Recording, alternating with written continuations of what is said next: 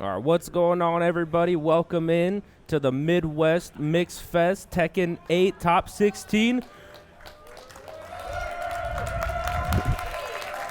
Yeah, we got a crowd going on. We're going to get our matches started here. We're going to start out with Matt Tekken and John 316 on here. But joining you guys for the commentary, I'm Raz Grizzlark. You guys might see me around here. Tekken coach, commentator for the Minnesota. But I'm joined by the Wisconsin Invader. You know I'm everywhere. We everywhere. We got the Wisconsin homies in the background. Medina Prime. If you want to go with the social tag, you add the little 6 in there.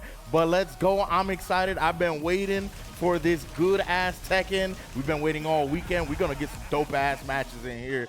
And like you said, we're going to get started with John 316 and Matt Tekken. Dog, let's talk about Matt Tekken a little bit, right? The #1 seed of the entire tournament, right?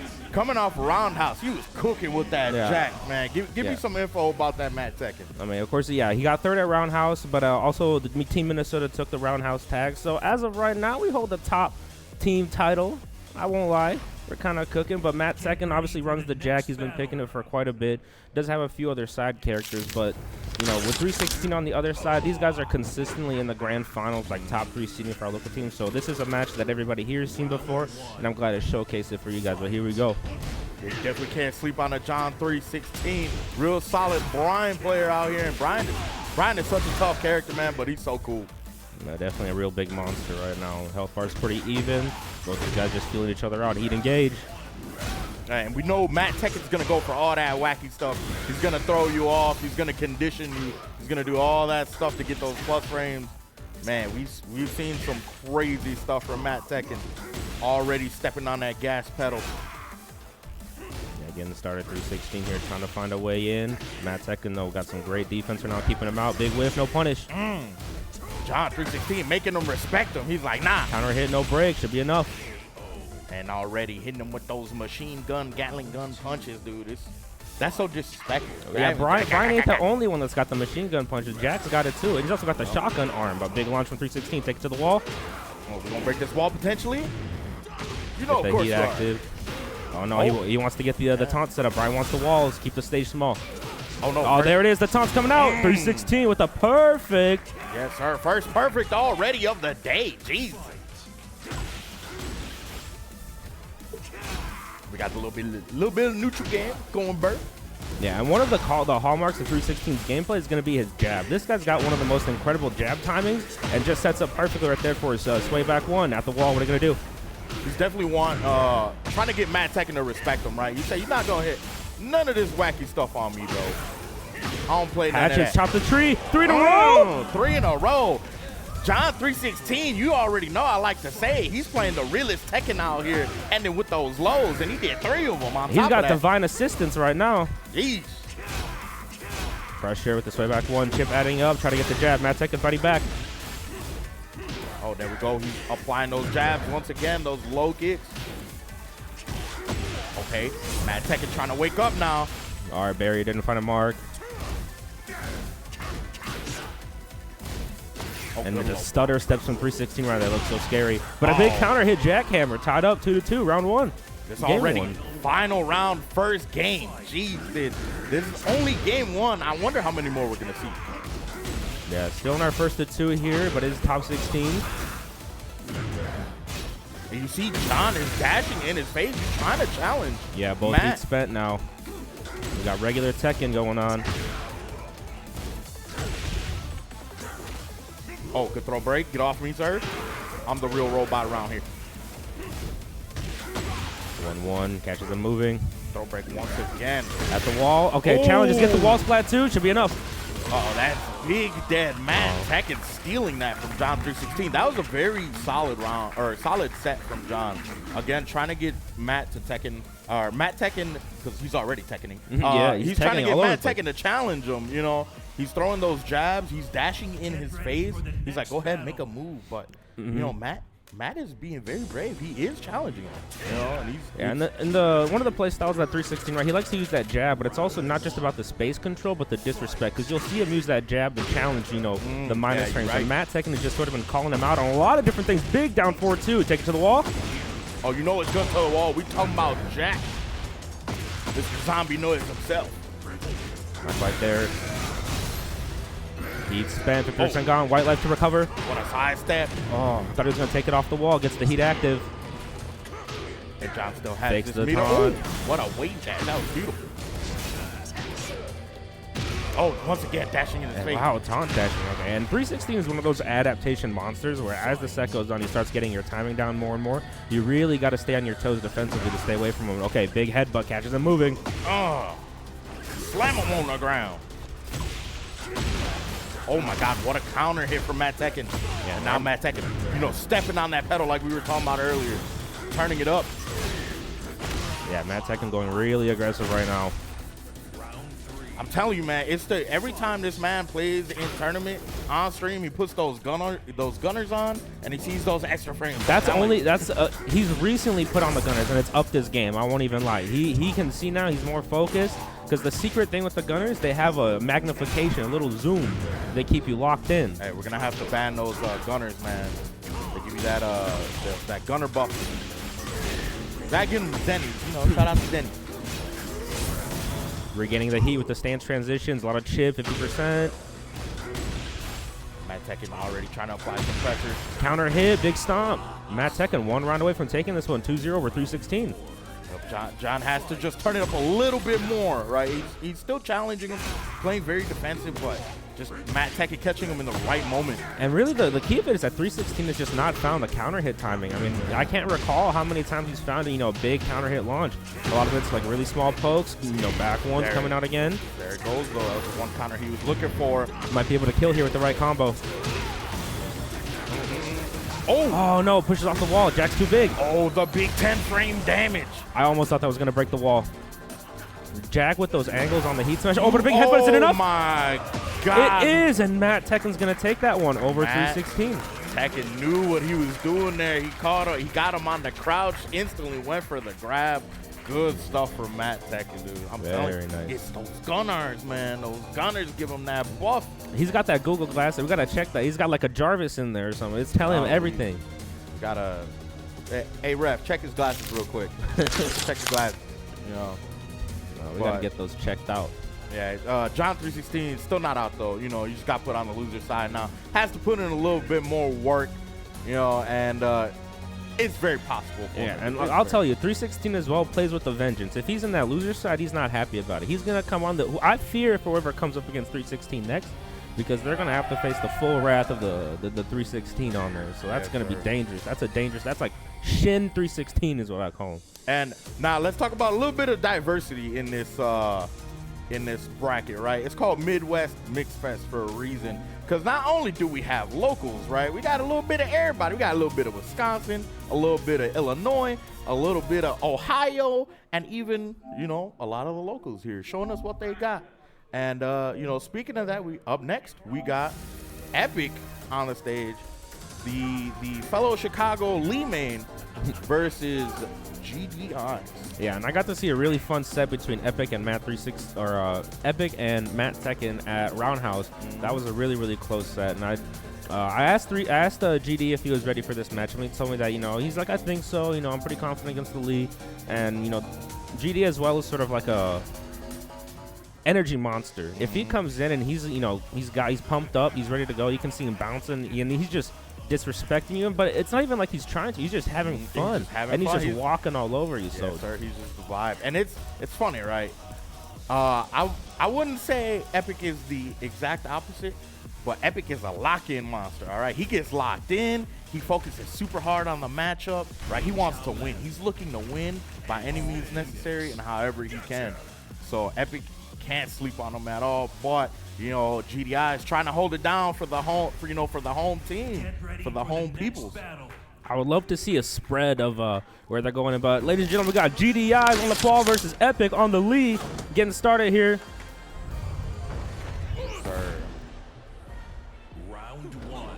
All right, let's see what we can do here. The ball versus the lead. All right, strings coming out. Nice punish from GD. Oh, already the Wisconsin jump mix. We take those all day. And I'll tell you right now, one of GD's hallmark features is that he's so good at the string defense. Anytime there's a high in a string or like a correct punish, GD's got those on lock. We'll see it coming here in a minute. And, oh, no. Oh, the Wisconsin jumps are out today. Okay, I see y'all. Now, we got to... Epic is a very good adjustment monster as well. You know, he's very good at adjusting. He may lose a round or two. That's cool. He's going to bring it back. Yeah, that's what I saw in the set against Matt is that, you know, they took it final, and Epic came out on top by just a hair. But GD already getting started here with the sidestep shoulder and the big flip. Oh, man. Try to flip on him. Get off, sir. Get up. Okay. Seth Paul trying to grab the man. And these pokes are costing GDIs a lot of health. Oh, I eat all of those. Nummy. Give me another. Yeah, good way to block or defend against the string there. Pull out the armor midway through. And it seems like Epic right now is just throwing out these pokes, trying to get those counter hits as you just saw right there. But saying I could probably eliminate most of his health with just these pokes. He's keeping it real safe right now. Not a whole lot of punishable stuff right there because GD took it. But, oh, what a big whiff punish from GD's dash up down 4-2. Catches him. Big fall damage, man. Gotta hate to see it. Suplex. Yes, sir. Put him in the dirt. Gets the steps in. Movement coming out. Okay, good heat dash by Epic. Oh, and a huge death fist heat dash now in return. Don't tell me, man. We're going to see the robbery coming from Paul. Oh, get rid of the sleeve. This thing's weighing me down. I don't want it on me anymore. Oh, break that thing up. That damage. Jesus. No recoverable health for Epic. The trade. Oh, my God. And Epic just standing there menacingly. Oh, 4-2. Not enough for the shoulder. The shoulder was so fast, man. GD already 2 rounds to 1.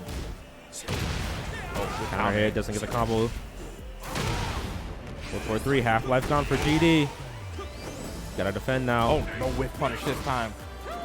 Nice. There we go. Good call out. Suplex. Yes, Put him in the dirt. Find him like a tree. GD trying to catch up right now. Still has the heat. Waiting. Oh, and the low heat smash. You gotta love. Check. Everybody, I know y'all love them low heat smashes, don't y'all? They both got it here. I want, you know, GD hasn't pulled his out yet, and he's been using it more on the death fist. We'll see if it comes up eventually here. Okay, gets the armor move in there. Oh, it wasn't real. It wasn't real. Either way, gets the pressure going. Oh, no whip punish. There we go. Epic is getting in there a little bit, applying a little bit more pressure. Oh, no. Okay, finds another big death fist.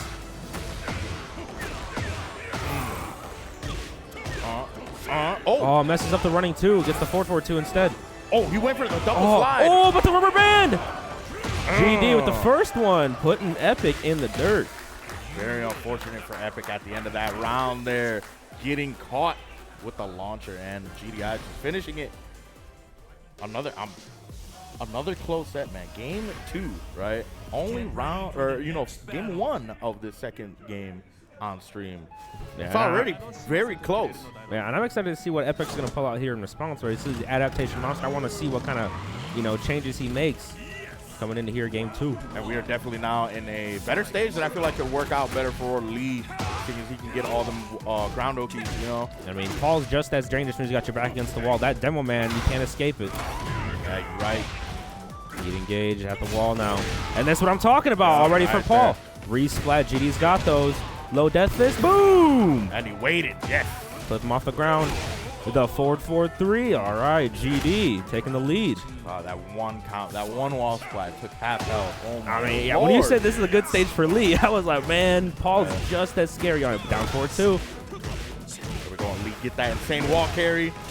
His combos take forever. Oh, he tried to reset. Good use of power crush from Epic, putting his back against the wall once again. And there he goes, getting those counter hits, getting those ground okies guaranteed for him. Yeah, any character that's got that high power crush heat engage is such a good way to just flip the momentum on your opponent anytime they're not expecting it. Good base from Epic. Full string, doesn't heat dash it. Once again, he's going a lot for those rapid kicks, man. They're not working out for him. Oh, nice. I like the trade. Oh, another. Wow, GD has just been finding all these heat or dash heat things. So good right now. Wow, and he gets the resplit off the side. Ah, oh, okay. He didn't get the final. And another demo. You can't run. Good demo, man. Kicking his ass for sure. Very unfortunate, man. So epic. All right, counter hit combo. Moving on. Is he going to get the balcony break here? No, saves it. Counter hit confirm on the back two. Oh, but a huge heat engage now with the counter hit down forward 4. Realigns for the wall. Oh, very nice. Plus frames. Oh. Challenges. Not able to get the pickup. Oh. Okay, low health situation for both players. Watch the llama. Oh, he went for the shimmy. The down, and down. the low. Man. Epic also now playing the real form second. Right here, one more round for each. Epic trying to fight to stay alive. GD wants to take this one. All right, you got to watch that. Somebody's going to pop that heat. Watch, I'm telling you. There we go. GDI is popping that heat first. Already trying to push him towards the wall. Oh, and he ate that because of the Hitman stance. That was beautiful. Yeah, trading a little bit here. Pokes coming out. Step. Oh, didn't quite get away from it, unfortunately. He cut. Goes for the mid this time. And just mid checks in again. All right, Epic with the comeback right here. It's tying it up 1 game and 1. Epic, if you saw now, Epic, towards the end of those few rounds, right, you see him, he's going back to just the poke game, not trying to overextend. Started using less of those like rapid kicks, you know. So as we say, he's an adjustment monster, right? He saw that the pokes were working out for him, going for the low mid mixes. Good stuff there from Epic. Yeah, and he was able to find a lot of really good touches with, you know, the mids, just going for like the down forward 4 or forward 4, and those small mids just poking them out, especially mixing in the down 3 and the nooch. Really good. Here we go, ladies and gentlemen. GD needs you right now. If you're a GD fan, you got to give him your energy.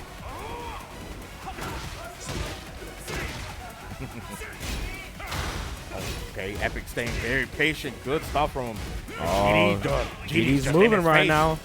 He's getting funky. To the wall. Extension, activate the heat as well. Woo! And punch him on the ground. All right, GD taking the lead again. Game 3. He was smoothing and grooving that round. Okay, GD, I see you. Disrespect on the string. Sidestep shoulder. Good block and a nice punish as well. Tip range. Put him on the ground. By GD. Man, that Flip him over. Monster. All right, now Epic has. Oh, didn't get the perfect. Oh, but gets another wall combo anyway. Epic has a hefty comeback to pull off here, but he can do it. That went through like 3 different walls. Okay, gets the reset this time. Oh, yeah, get up. Went for the lows. He's trying to play real Tekken. Does it again. My boy. You never see him coming. But the perfect slidey to get him at tip range. I like how Epic knows, man. You're only playing real Tekken, ending that round with the low. All right, gets the counter hit on the last hit. Oh, trade. GD still in the lead here, though. Uh-oh. Yup, that went through Epic. Oh, man. Epic no, misses the death fist follow-up. Okay, gets the heat smash afterwards anyway. GD, 1 more round to seal it. I don't know, man. I'm smelling a final round. I would love a final round. I like when things get tense. All right. Epic. Nice, good dash up. Confirms the combo with the jab. Might be able to take this to the wall as well. Oh, he gets it. Oh, but doesn't get there in time. Yeah, he was playing a bit safe. Could have gone for the shoulder there. Didn't want to risk anything. Side switch. Smart stuff from Epic. And now he's going to get GDI's at the wall with the low heat smash. Good stuff. Here we go. The low once again. And Epic. Final between Epic and GD.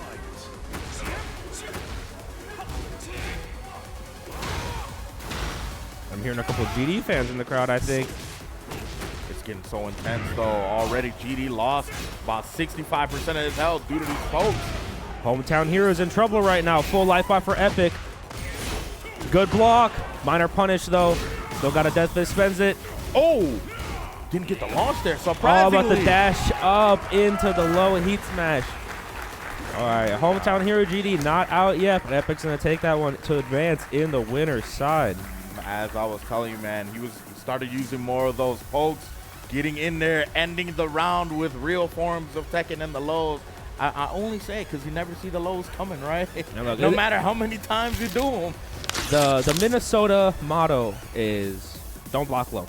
That's Don't block low. Yeah, we don't block low around here. I mean, you can see a lot of the time, Minnesota, we like to stand up and just play the nooch. If we're getting hit with lows, man, we're not blocking them. There's a lot of players that surprisingly you would see don't block low when it comes to like very tense situations. Like, a lot of people used to say that Shadow never blocked low for a while. It's just part of that like resilience, where it's like you don't let the other player get in your head with the lows, because then you start playing their game and you just throw your whole thing off. Start getting conditioned. But I mean it's all a part of the defense. And no matter what you feel about Tekken 8, you still have to play defense at the end of the day. So it's those pokes came in and they pile up, man. Those lows pile up. All right. All right, sounds good. But we're gonna take a short little break right now, so we'll be back with you guys in just a little bit.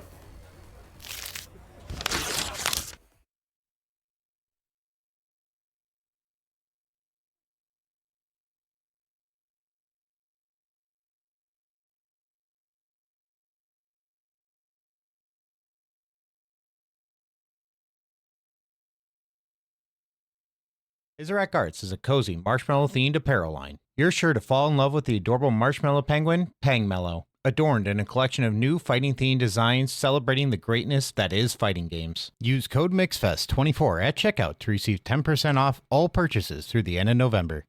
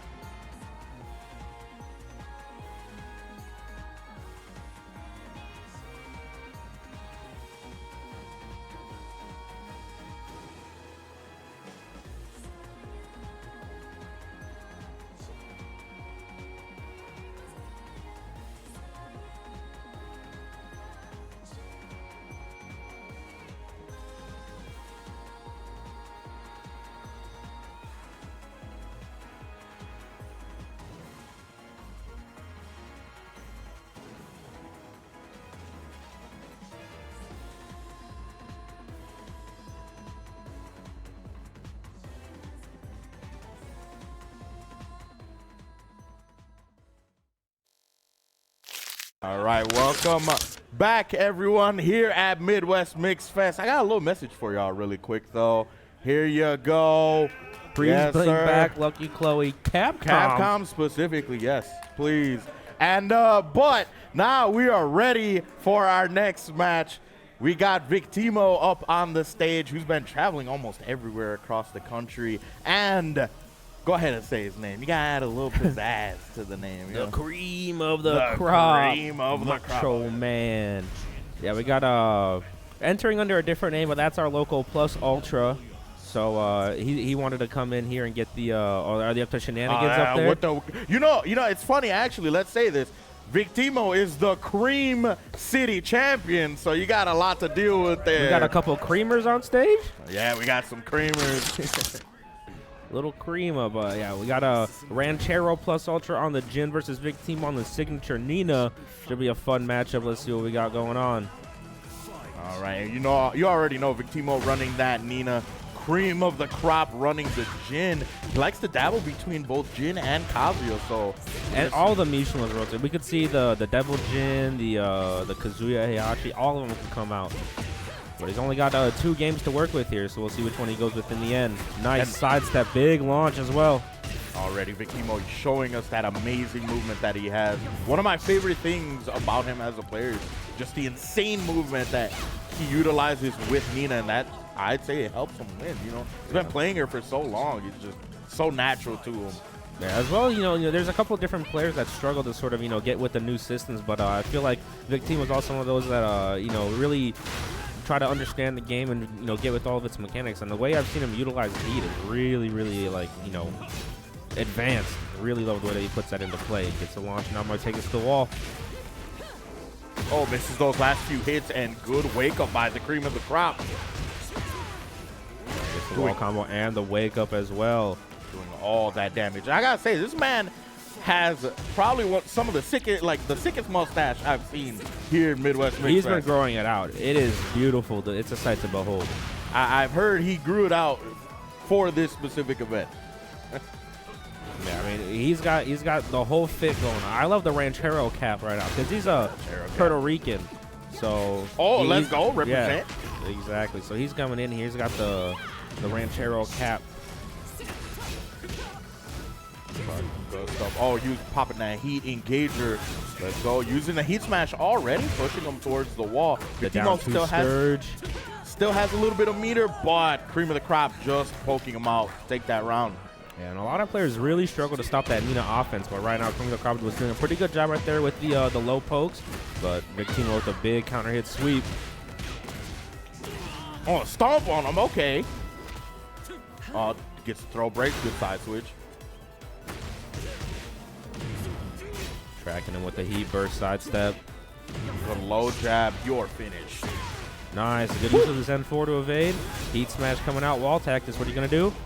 Oh, the wall pressure sucks. What a good sidestep from Cream of the crop. Using those down twos. Nice. Wow. And really good pressure coming out from Cream of the crop right now.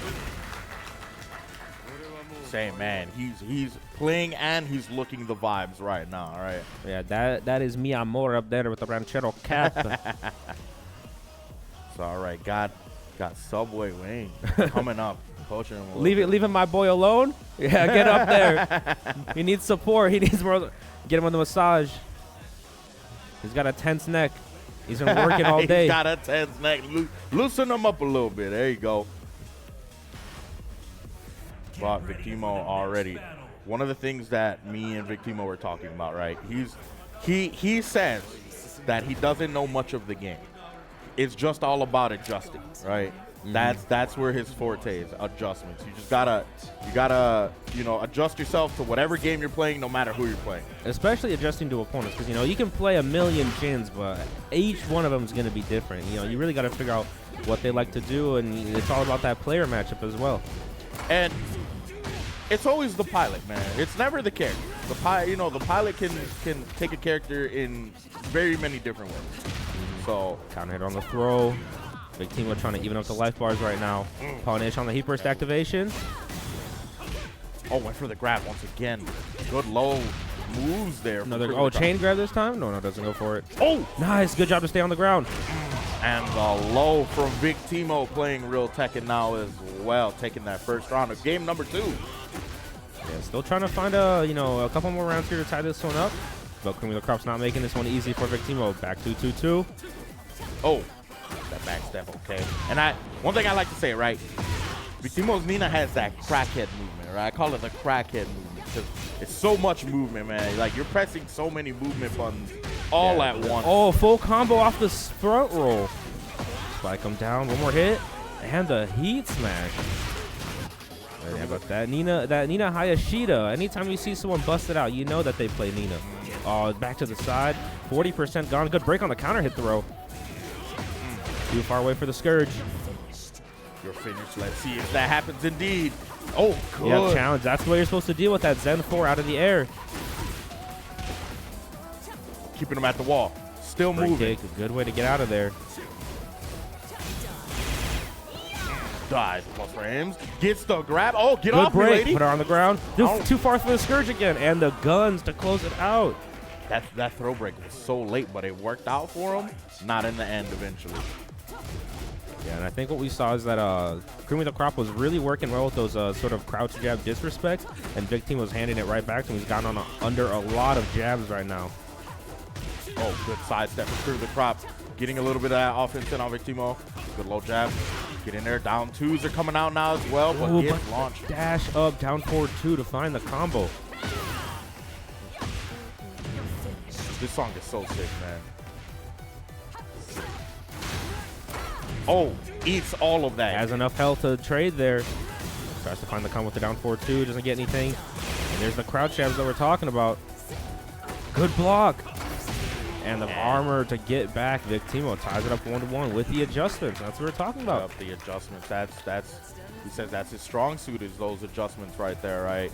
Coming up, you know, again, claiming he doesn't have the knowledge, but the matchup adjustments. You got to do it every single round, every single game. You know, that's like one of our other players that we got in the bracket here. Shout out to Try to Fury. You know, he's out there, but he's one of those guys where he'll tell me that. He's like, I don't know any frame.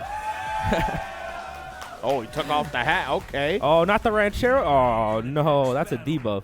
That's a debuff. Oh, no. You know what? The mustache is a permanent buff, though. You know. That shit's strong. But, yeah, you know, there's some players that, you know, like, you know, different games, you got to play by feel. You can't have, you know, like frame data knowledge and just win off that. You got to, you know, play by feel, know what the pace and the tempo is of the match. Right. And so, you know, the vibe in the match is definitely a thing. Right. But now we got, oh, look at that movement. It's so clean. Counter hit. Oh, to the wall. Spring kick to get up. Oh, gets around to the side, but doesn't get anything. Oh, got the glass break, stuffing whatever Big Timo was trying to do. Challenge on the wake up. And goes for the low. Big Timo only plays the realest of Tekken, ladies and gentlemen. He's done it every round so Taking far. the lead in the set now, though.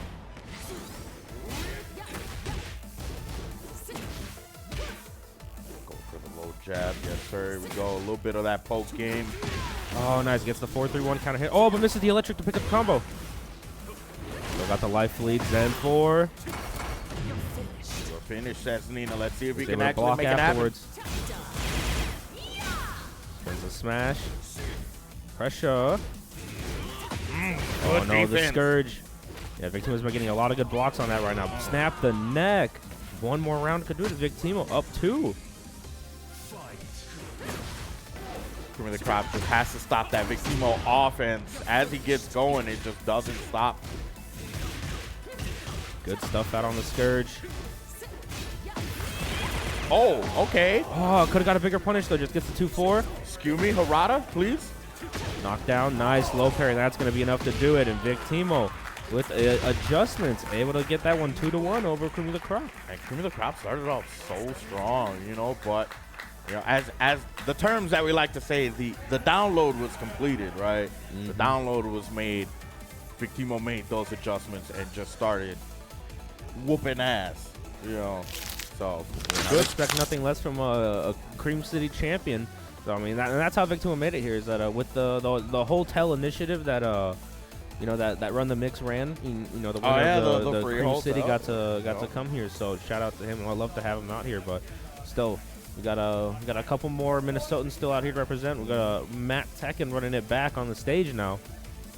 Matt Tekken now going up against Epic. And right? this is you know, roundhouse run back as well. Epic took this one, and again, I don't know what it is about Epic, but he just loves to take a final round every time.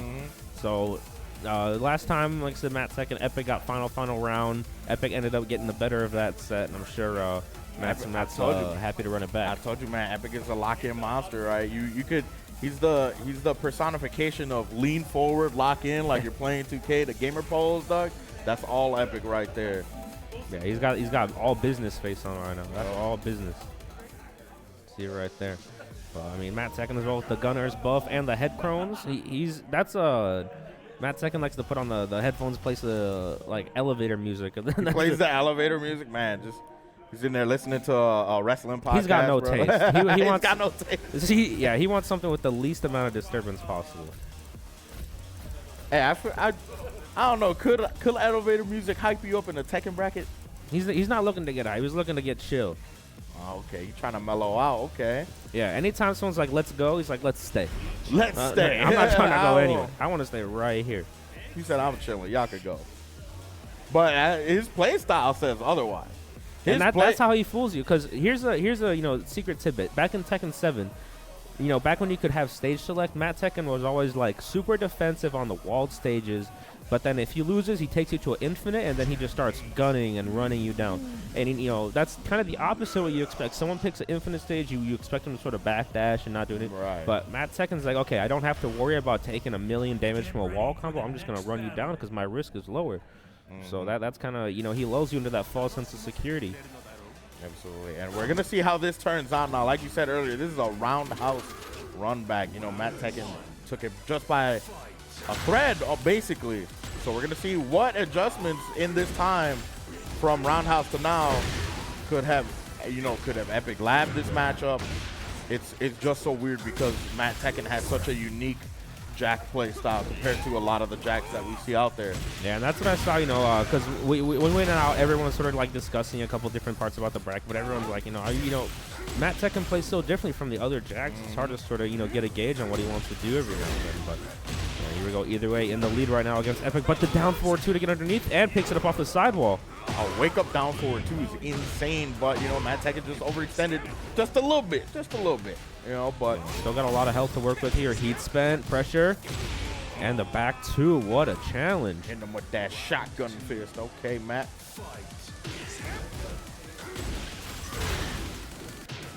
Oh, good duck there from Epic. Already popping that heat. We're gonna go to the wall potentially. If anyone can do it, it's Lee. Yeah, realigns and saves the tornado. Please, look at so that much damage. Oh, stuffs him out, down 2. Oh, get off me. To the wall we go again. A trip to the wall. Maybe to the hot dog stand. Yes, sir. Gets the reset on him. And that's enough as well. Epic tying it up. 1 round apiece. Epic looking real solid here, right? Looking fairly comfortable against this matchup right now. Ooh, try to go for the blazing kick a little bit too slow, but challenges with the hop knee. What a hop knee challenge, man. That was beautiful. Yeah, and I think Epic might be holding on to some of those tendencies that he might have found from the last time they played. And ending with the see, one thing I noticed about Epic, he's been ending almost every single round with the low, right? Yeah, and this is also, I think, I don't know if this is our first top 8 match, but yeah, this is winner semi. So winner of this goes into finals for a guaranteed top 3. Oh yeah, you're right. Yeah, a lot on the line for this one. Didn't even notice Big that. counter hit. This might be the end of Matt Tekken here. Flip him over. Another low and the plus frame check. Epic taking the first game. Yeah, taking that first game, looking pretty comfortable, honestly, with the matchup. And yesterday when we were talking with Epic, like, how are you feeling about the Matt Tekken matchup? And he was like, from what I got from Roundhouse, he was like, you gotta make Matt respect you. Right, that's how I'm looking forward to playing to Matt. Is I'm gonna make him respect me, and he's gonna play my game. Right. Yeah, I definitely saw that there just with the way he ends that round. He gets the plus frames, keep him in check, don't let him press on you. Also see him here doing some hard call outs here on the gamma stance as well. And you can see it, right? You can see it. If Matt even tries to approach, Epic has a little poke here and there, try and keep him away. Already got that wall splat and the wall's damage. Here it comes. Oh, get up. Flip him over. Ooh, try to go for the miss trap. He's gonna find it. Barrier. Oh, the 10 frame big damage. Yeah, catches him moving. Still a little bit of heat left here for Epic. Got to spend it or lose it. Oh, what a use of power crush there from Epic. Get up, sir. I'm not done with you. Flip over and fakes the crouch into the wall standing 3. Epic on a roll. This is what, 4 rounds straight for, or no, 3 rounds straight right now for Epic? I think it was 1 to Matt, and then the rest were all Epic. He's playing pretty solid defense right now. Please don't get launched as I say that. Yeah, I'm expecting Matt to try to switch it up here. We saw him do a lot of those Gamma Howl big boots. So I'm expecting he's probably going to, ease up on the Gamma Howl boots a little bit, go for some more solid neutral options, and just play back a little bit. And one of the things... Oh, no, just still using that boot, even on the headbutt. I was just about to say, one of the things I haven't noticed too much from Matt Tekken in this matchup is he hasn't been hitting too many lows. We saw only maybe 2 lows within these first few rounds in that first game. So I feel like you should start using those a little bit more, but I'm just a commentator, so... I mean, yeah, he's been using sort of that low-risk down-back 1 right now. We haven't seen any of the bigger lows from Jack. I mean, something like down-back 2 is a decent option, just to sort of check your opponent from a decent distance, but I haven't seen that yet. Counter hit on the jackhammer. Oh, good patience on the wake-up for Epic. And good defense, too. Matt kind of looking a little, just a little discombobulated here. But the neutral game going Burr.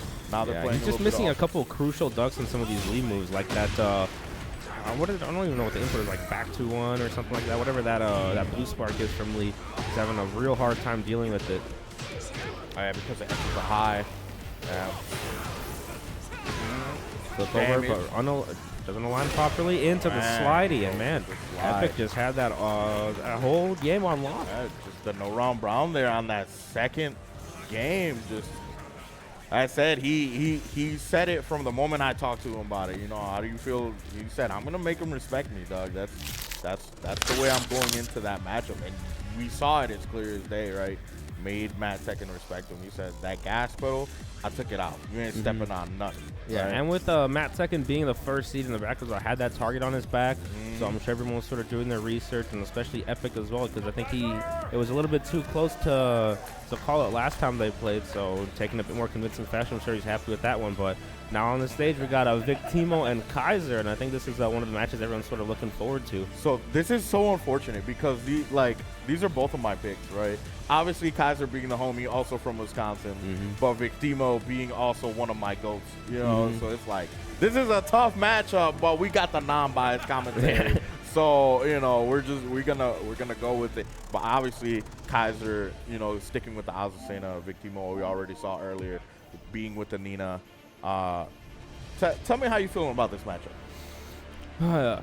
I think from what I heard, right, because I got to hang out with all you guys yesterday, but Kaiser and Victimo, they sort of play each other a lot already, so they know each other. I'm expecting to see some deep layers between these two, and I think especially what I'm looking forward to is that I would say Azucena's went from being like this sort of standard, easy to play top tier into sort of more specialty character when they nerfed some of her good moves, gave her some more stance transitions, things like that. So I like seeing Azucena now kind of as a specialty character. So the really complex Nina versus a sort of more like new Azucena, undiscovered sort of stuff. I'm really excited to see these two characters just go at it. Yeah, Azucena is definitely a fun character to watch. Kaiser is a fun player to watch. So when you mix the two, you know you're gonna have a good time.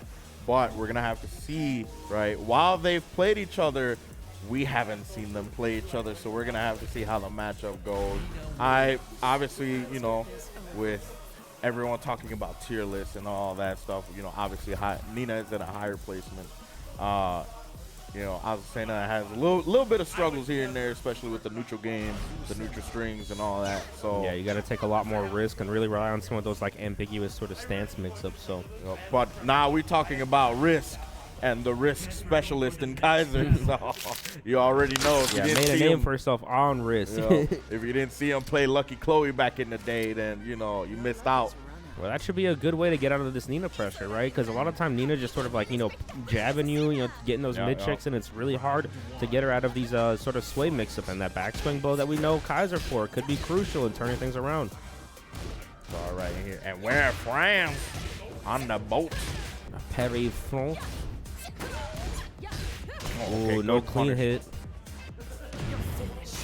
Finished already popping that heat burst and using the dash up right away just to get that kill. Vikimo getting that first round of game 1, striking that first blood. Found a lot of good hits right there. Good defense from Kaiser though, getting that launch. We're gonna go to the wall.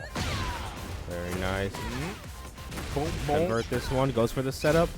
Plus frames. Oh. And the counter hit confirmed. Kick him on the ground. Hatchet. Just walked up to him. No shame at all. Get off me, lady. Good break on the throw. Oh. Oh, but a huge counter hit. This is going to be so bad for Kaiser. And saves the bound for the wall as well. And look at the health that Victimo recovered. All that white health. Oh, spit on him.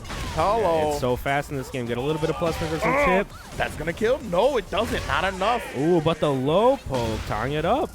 1 round apiece. Kaiser also knows to play the real Tekken. If not, I'm going to judge him. But I feel like a lesser known component of that heat mechanic is that it gives you extra health regen. I feel like some people don't really take that into account, but we saw that there that last round. Victimo had the heat active for that entire last combo, got so much life back. But already popping the heat once again. Getting some of that health back. Missed all those gunshots. Very unfortunate. Just alignment of the wall. Kaiser trying to work his way out, but the gunshots hit anyway afterwards. You can't dodge a gun. All right, that's all I'm saying. You can't dodge a bullet. Unless the bullets miss on the sidewall. Yeah, that's true. And then you can evade them. Gets a nice grab on the parry attempt.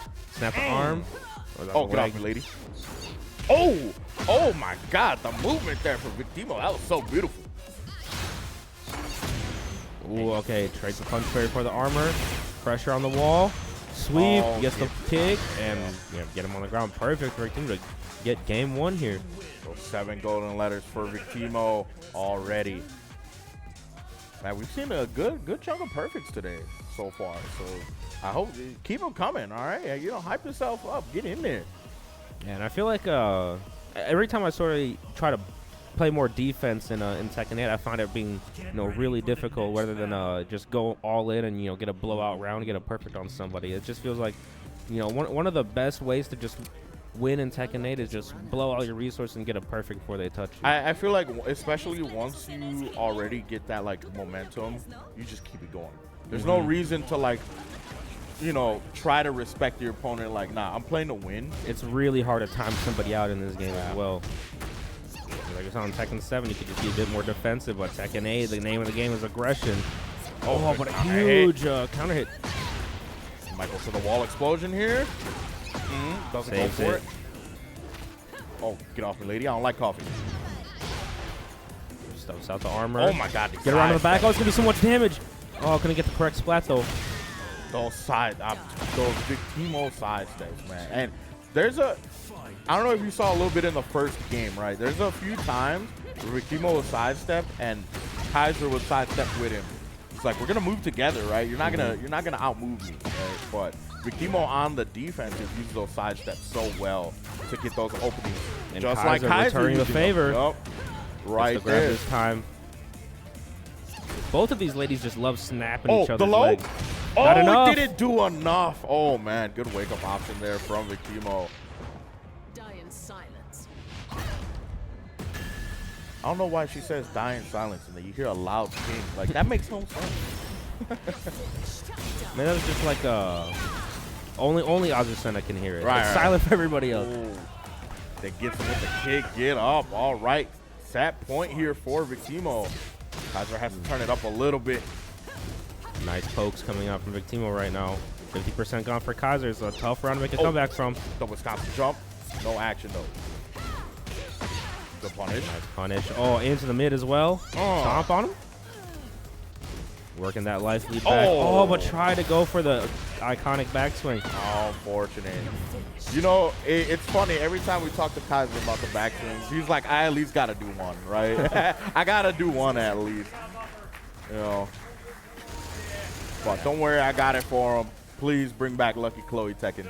Y'all know it's going to happen, and when it does, it's over for you. And there's so many characters that people want. I mean, I'm waiting for Armor King. You're for, oh, man, I don't want to.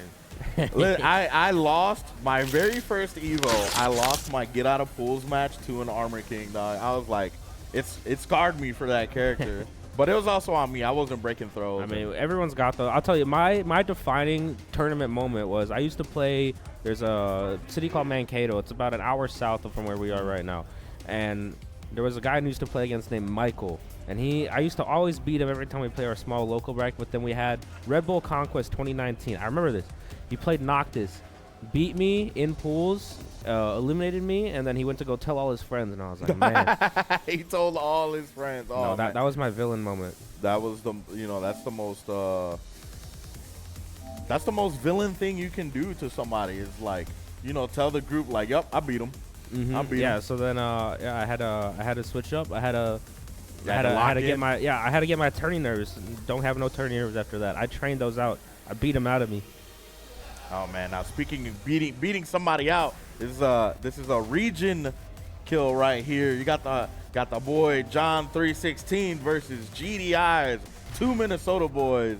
Yeah, and I mean this is another classic top 3 matchup for us too. Every time during our locals, these two you can almost bet on them to always be in that top 3 position. So they've definitely played each other a lot, and like I said, this is we were on the loser side because 316 lost early, so this is Shin 316 versus GD as well. Shin 316? Shin 316. He goes by a different name on loser side? Oh, man, that's scary. That is scary. That's a different lock-in monster, dude. I mean, you can see, look, right, there's no emotion in that man's face. There's no mercy. Strike hard, strike fast. Oh, and they're going to let the intros rock. Yes, sir. Yes, sir. Special intro. And the Tekken 7 outfit, I like it. Both of them got some cool jackets. Here we go. Minnesota matchup, 316 versus GD. Getting some slow pokes started right now. Not a whole lot going on. Feeling each other out. They're just throwing those pokes. There we go. GDI is going in the first heat engager. Spends the heat. 316 on the wall. Oh, the sidestep, but he ain't getting no punish off of it. Yeah, Superman punch just evaded a little bit right there. Good if I get there. And 2 4-2s in a row. Oh man, he's gonna finish it. Yes, sir. You think I'm done with you? Nah. They're both playing very solid defense though. So how many pokes they're throwing? This is, they're just sort of getting started out. These two have played quite a bit, so they're trying to see, what the other one's going to like to throw out right now, which kind of mode they're playing on. I feel like in these type of brackets, right, in these like regional tournaments, since you play against these guys so much, there's a lot of times where you got to just pull out moves that you don't really use or see just to throw them off their game. That's where you get to move 300 on the move list. Like, right. I'm running out of options right now. Right, like, yeah, it was like, I ain't never seen that before. It was like, exactly. You already know me. Oh, stuff the death fist that he's going for. Yeah, that's where you get so many layers deep in the onion. You're like, man, where am I right now? Oh, but a nice low parry here. Might be able to take this one to the wall. Oh, no, spike him down instead. Forward 4, no heat. Not able to get anything off of that. 316, heat's running out. Still has a Snake Eyes charge, though. What's he going to do with it? Forward 2 once again. Still going to try. Oh, gets underneath with the 4-4-3. But no bound. And the low parry. Oh, my God. They're going back and forth. Side wall. Got to be careful. Try to punish the kip up. Nothing there, though. Just a little too late. Oh, delayed. Doesn't get anything. Oh, no way punish. Oh, come on. Oh. And he gets hop kicked, brother. Yeah, 316 was trying to play a really crazy. I mean, that's what you saw. You saw him do like 3 dash blocks in a row, and GD just like, man, get that out of here. Throw a hop kick. Yeah, I mean, that's just kind of the layer you play at when you play someone so much is that you got to get really funky. You can't just dash out to him, press a button. You got to, get medieval. Yeah, you definitely got to give it. Especially, you saw early in the rounds that they both just got rid of their heat. So it's basically going back to Tekken 7. You know, the moves are a little different. They work a little different, but that's what it feels like, right? Yeah, big sway back forward. That's going to do so much damage. Able to find the wall as well. A huge low spot death and a counter hit as well. Oh, tried to break the wall, but didn't get a hit on it. And the dash up shoulder. Perfect for GD. Good stuff from GDI. And he's looking pretty comfortable, I'm not going to lie. Like, in this matchup, right, like, how does it usually work out? Like, what's the set count usually? It goes back and forth. It's really hard to call it. So it can go either way, but right now I think GD's just sort of having one of his hot days. Oh, but he drops it, still gets it though, so it worked out for him anyway. GD, guys, give John a little bit of that energy. Yeah, 316 needs some help right now. A little bit down on his luck, needs a little divine intervention. Will he find it?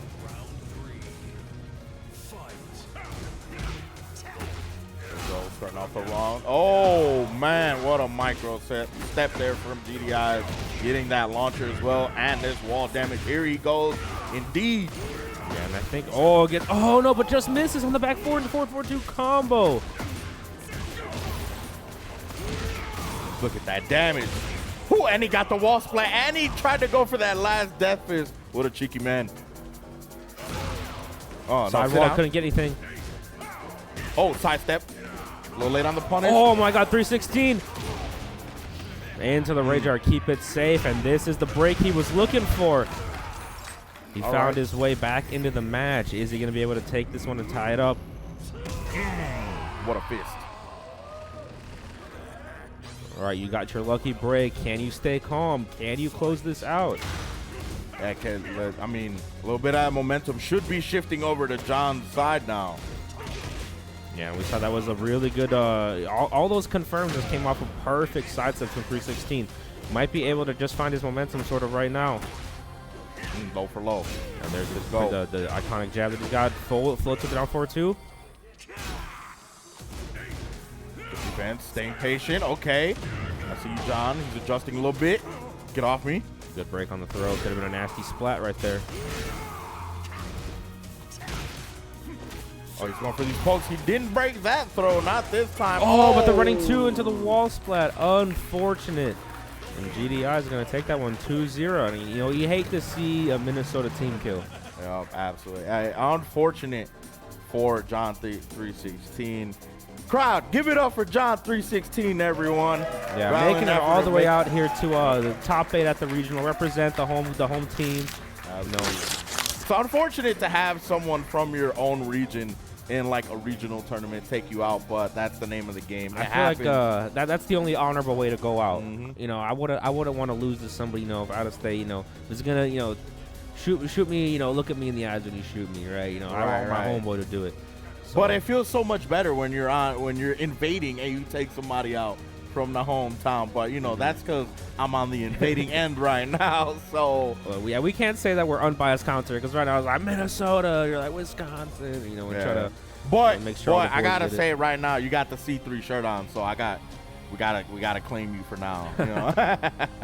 But up next, we got another Minnesota team kill. But you know, hey, it's good to say that these Minnesota boys showed out. All right, that so many of them are up here. We got Strider Fury versus the cream of the crop with Macho the Man El Ranchero Randy Savage. Yes, sir, with the sick ass mustache. Yeah, dame un beso, wey. Give me one. Nah, he's locked in. Yeah, he's staying locked into that tournament. So it was Strider Fury. You know, yesterday I was talking to Strider Fury. I was like, how you feeling, man? He's like, you know, get my ass kicked. You know, he got into losers pretty early. And he was like, yeah, I'm going to have to make the losers run. And make the losers run is he doing. You know, made it all the way into top 16 through losers side, you know, with the Lydia. So, like, it's... Yeah, he goes back and forth between the Leo and the Lydia. I've only seen him on the Leo as far as I don't know all the matches I've seen, but his Lydia definitely been working on it. And at the beginning of Tekken 8, he was really struggling to sort of get in tune with that sort of, like, heat system and the new changes and things like that. So, I mean, it's I've been telling everyone, it's only year one, right? If even talking someone as good as Nee, right? It took Nee 6 months to start using the heat meter, you know, and when he did, he's been cooking since. Yeah, exactly. But we got the, you know, a couple new characters here. Lydia versus the Heihachi DLC matchup. And, you know, Cream of the Crop, as we were saying, just a Mishima specialist. So he can bring out any of the Mishimas. And just, let's see how he abuses that God mode, right? We haven't seen it in too big of a tournament yet. So, yeah, definitely a lack of Heihachi representation all around. But Strider Fury pulling out the Lydia as well. Another character you don't see very often either. but I hate to deal with that Lydia wall pressure while she's in heat and while she has those installs, man. Yeah, the heavenly stacks. It's so annoying. Like, I would hate to be on the receiving end of that, and I can only imagine the players that are playing in bracket dealing with that type of stuff. There's so much pressure coming right now. I mean, those knockdown lows are so dangerous. Perfect for Strider. I think Strider was listening, dude. He's doing that, you know, that wall pressure mix-up, stance mix-up, going crazy with it. Good block, no launch, though. We go a little bit of a neutral game. Going in. Demon Slayer gets underneath, doesn't do anything with it. Hell Axel. She a title one. Oh, try to go for the 3-2. Political storm heat engage. Where we going? Oh, gets the what a parry. parry. Counter hit on the low. Oh, blocks the second hell sweep. Tried to backstep. None of that here, little lady. That was a shriek of terror done. All right, flash punch. Oh, Nice another blocking the block. line, man. Fury with that time. I mean, I hate to say it, but I was helping Fury warm up earlier, so I was getting him primed for those hell sweeps coming out. So right now we've seen he's got really, really good blocks on those. I mean, missing the sort of correct punish with the launch on there, but either way, those blocks are still getting him the reward that he wants. And we see the characters. Okay, now I gotta ask you guys. You can answer in chat. The crowd can answer however you want. You can answer. Does Jin count as a Mishima? Is he a Mishima?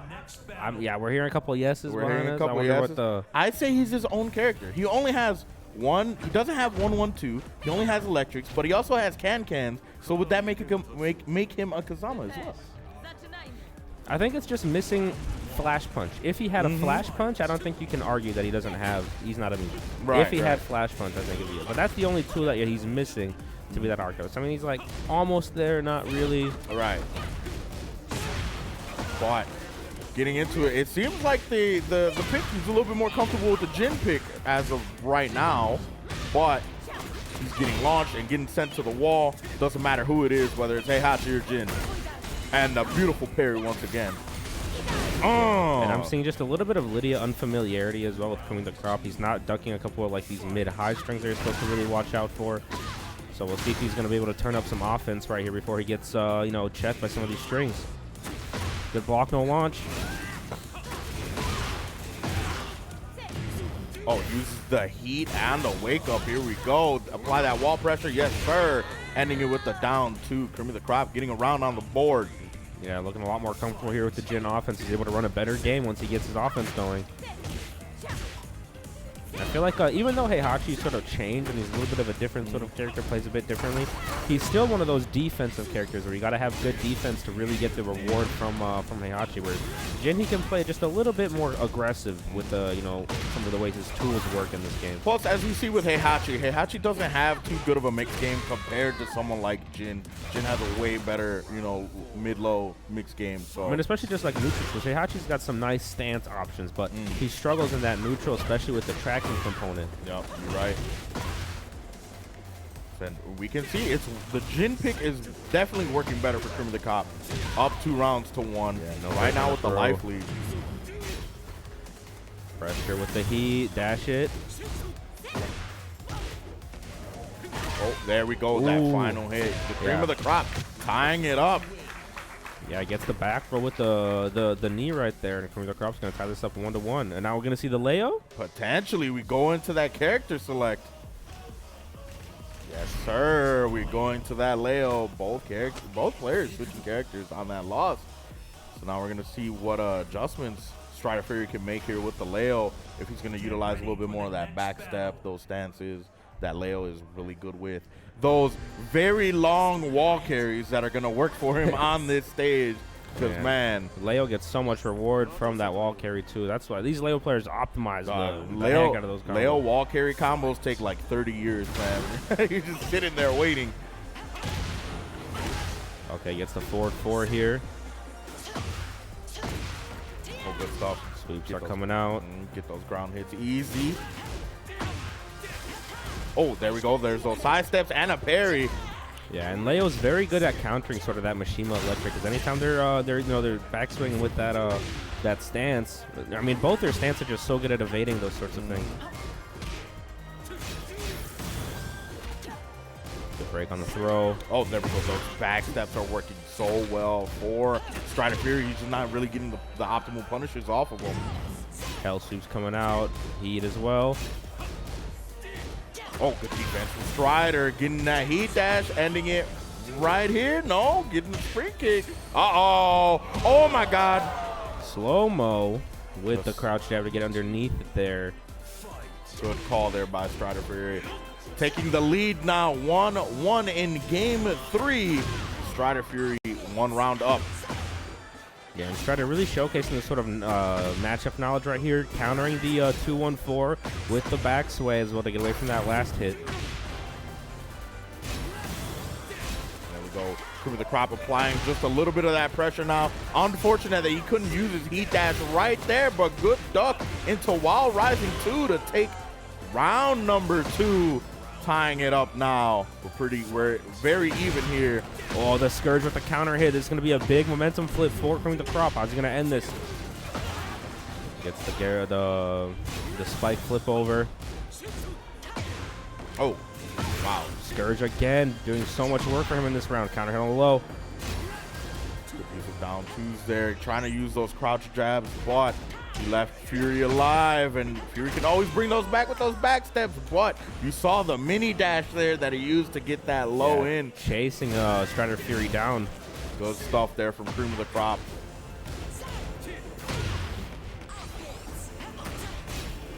Oh, good defense. Oh, beautiful back step. And he gets a hiccup off the flow. That was beautiful. All right, push him to the wall. He dashes well with the pressure. Going to a final round. Strider Fury versus Cream of the Crop. Winner moves on and loser gets eliminated to get out of the tournament here. It's funny, both of them switching characters, right? And they're working so well for both of them. Good damage there from Strider Fury. Oh, but a huge launch. Cream of the Crop right there, just a little bit too eager to get back into the game. Hell sweep sidewall. Is it enough? Oh my God, how do you convert this? Off axis, one more hit. And that's enough. Strider Fury with the adjustment. We got some very nice calculations on the sidewall right there, able to get the damage. Unfortunate that spring kick cost him, basically. You know, you just got a little too antsy. Strider Fury hitting him with the little shimmy there. But crowd, give it up for Cream of the Crop. A very nice run for Cream of the Crop, aka Plus Ultra, showing out with the Ranchero cap, but unfortunately going home. Strider Fury moving on in the loser side, and oh man, is this what I think it is? Okay. Now we get to talk our stuff here. Dude, this is, okay. So, deep lore. I don't know if you know about this, but it was Red Bull the Pit. I think that was 2022 or 2021, something like that. Red Bull the Pit, the event that was in the caves.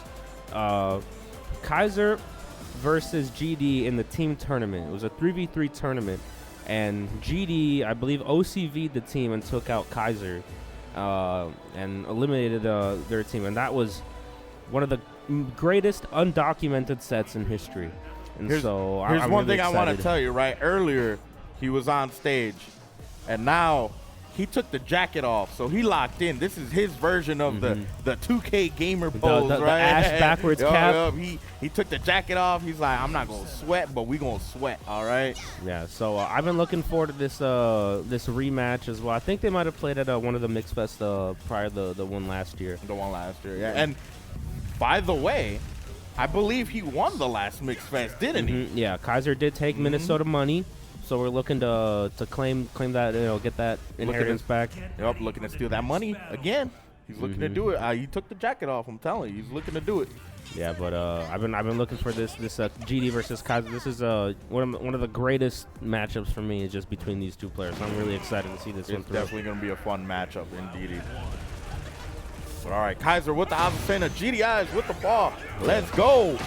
Back sway 2 into the demo man after the heat engage. Oh, they're starting off swinging. You got to lift. Oh, yeah, I see those. I see those. He's not dinging him. Not here.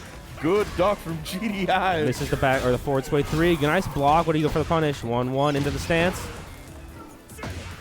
Uh-oh, the back turn. Get off me. Nah. Man, they're playing so quick right now. Both of these guys trying to blow each other out right now. They are swinging. Oh, you think I've never seen that before? You think I've never seen that before? Get rid of the sleeve. I don't need this.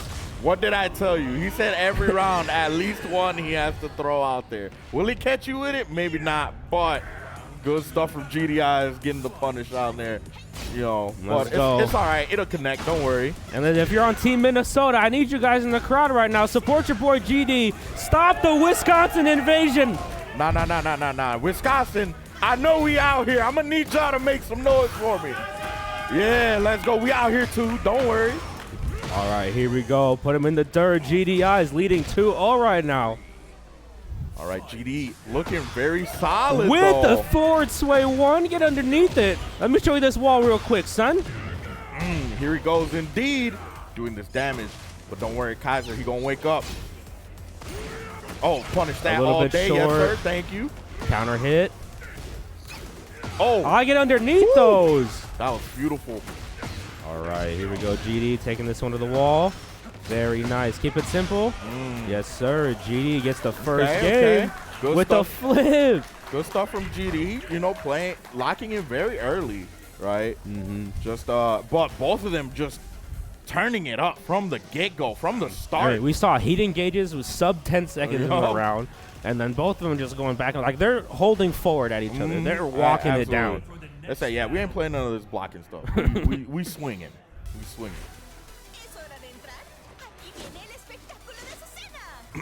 But all right, now let's go. We're in a different stage.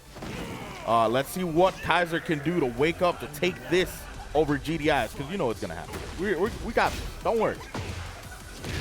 All right, sidestep shoulder. He's got a sway of his own, but the counter hit on the fake out. Why are you pressing?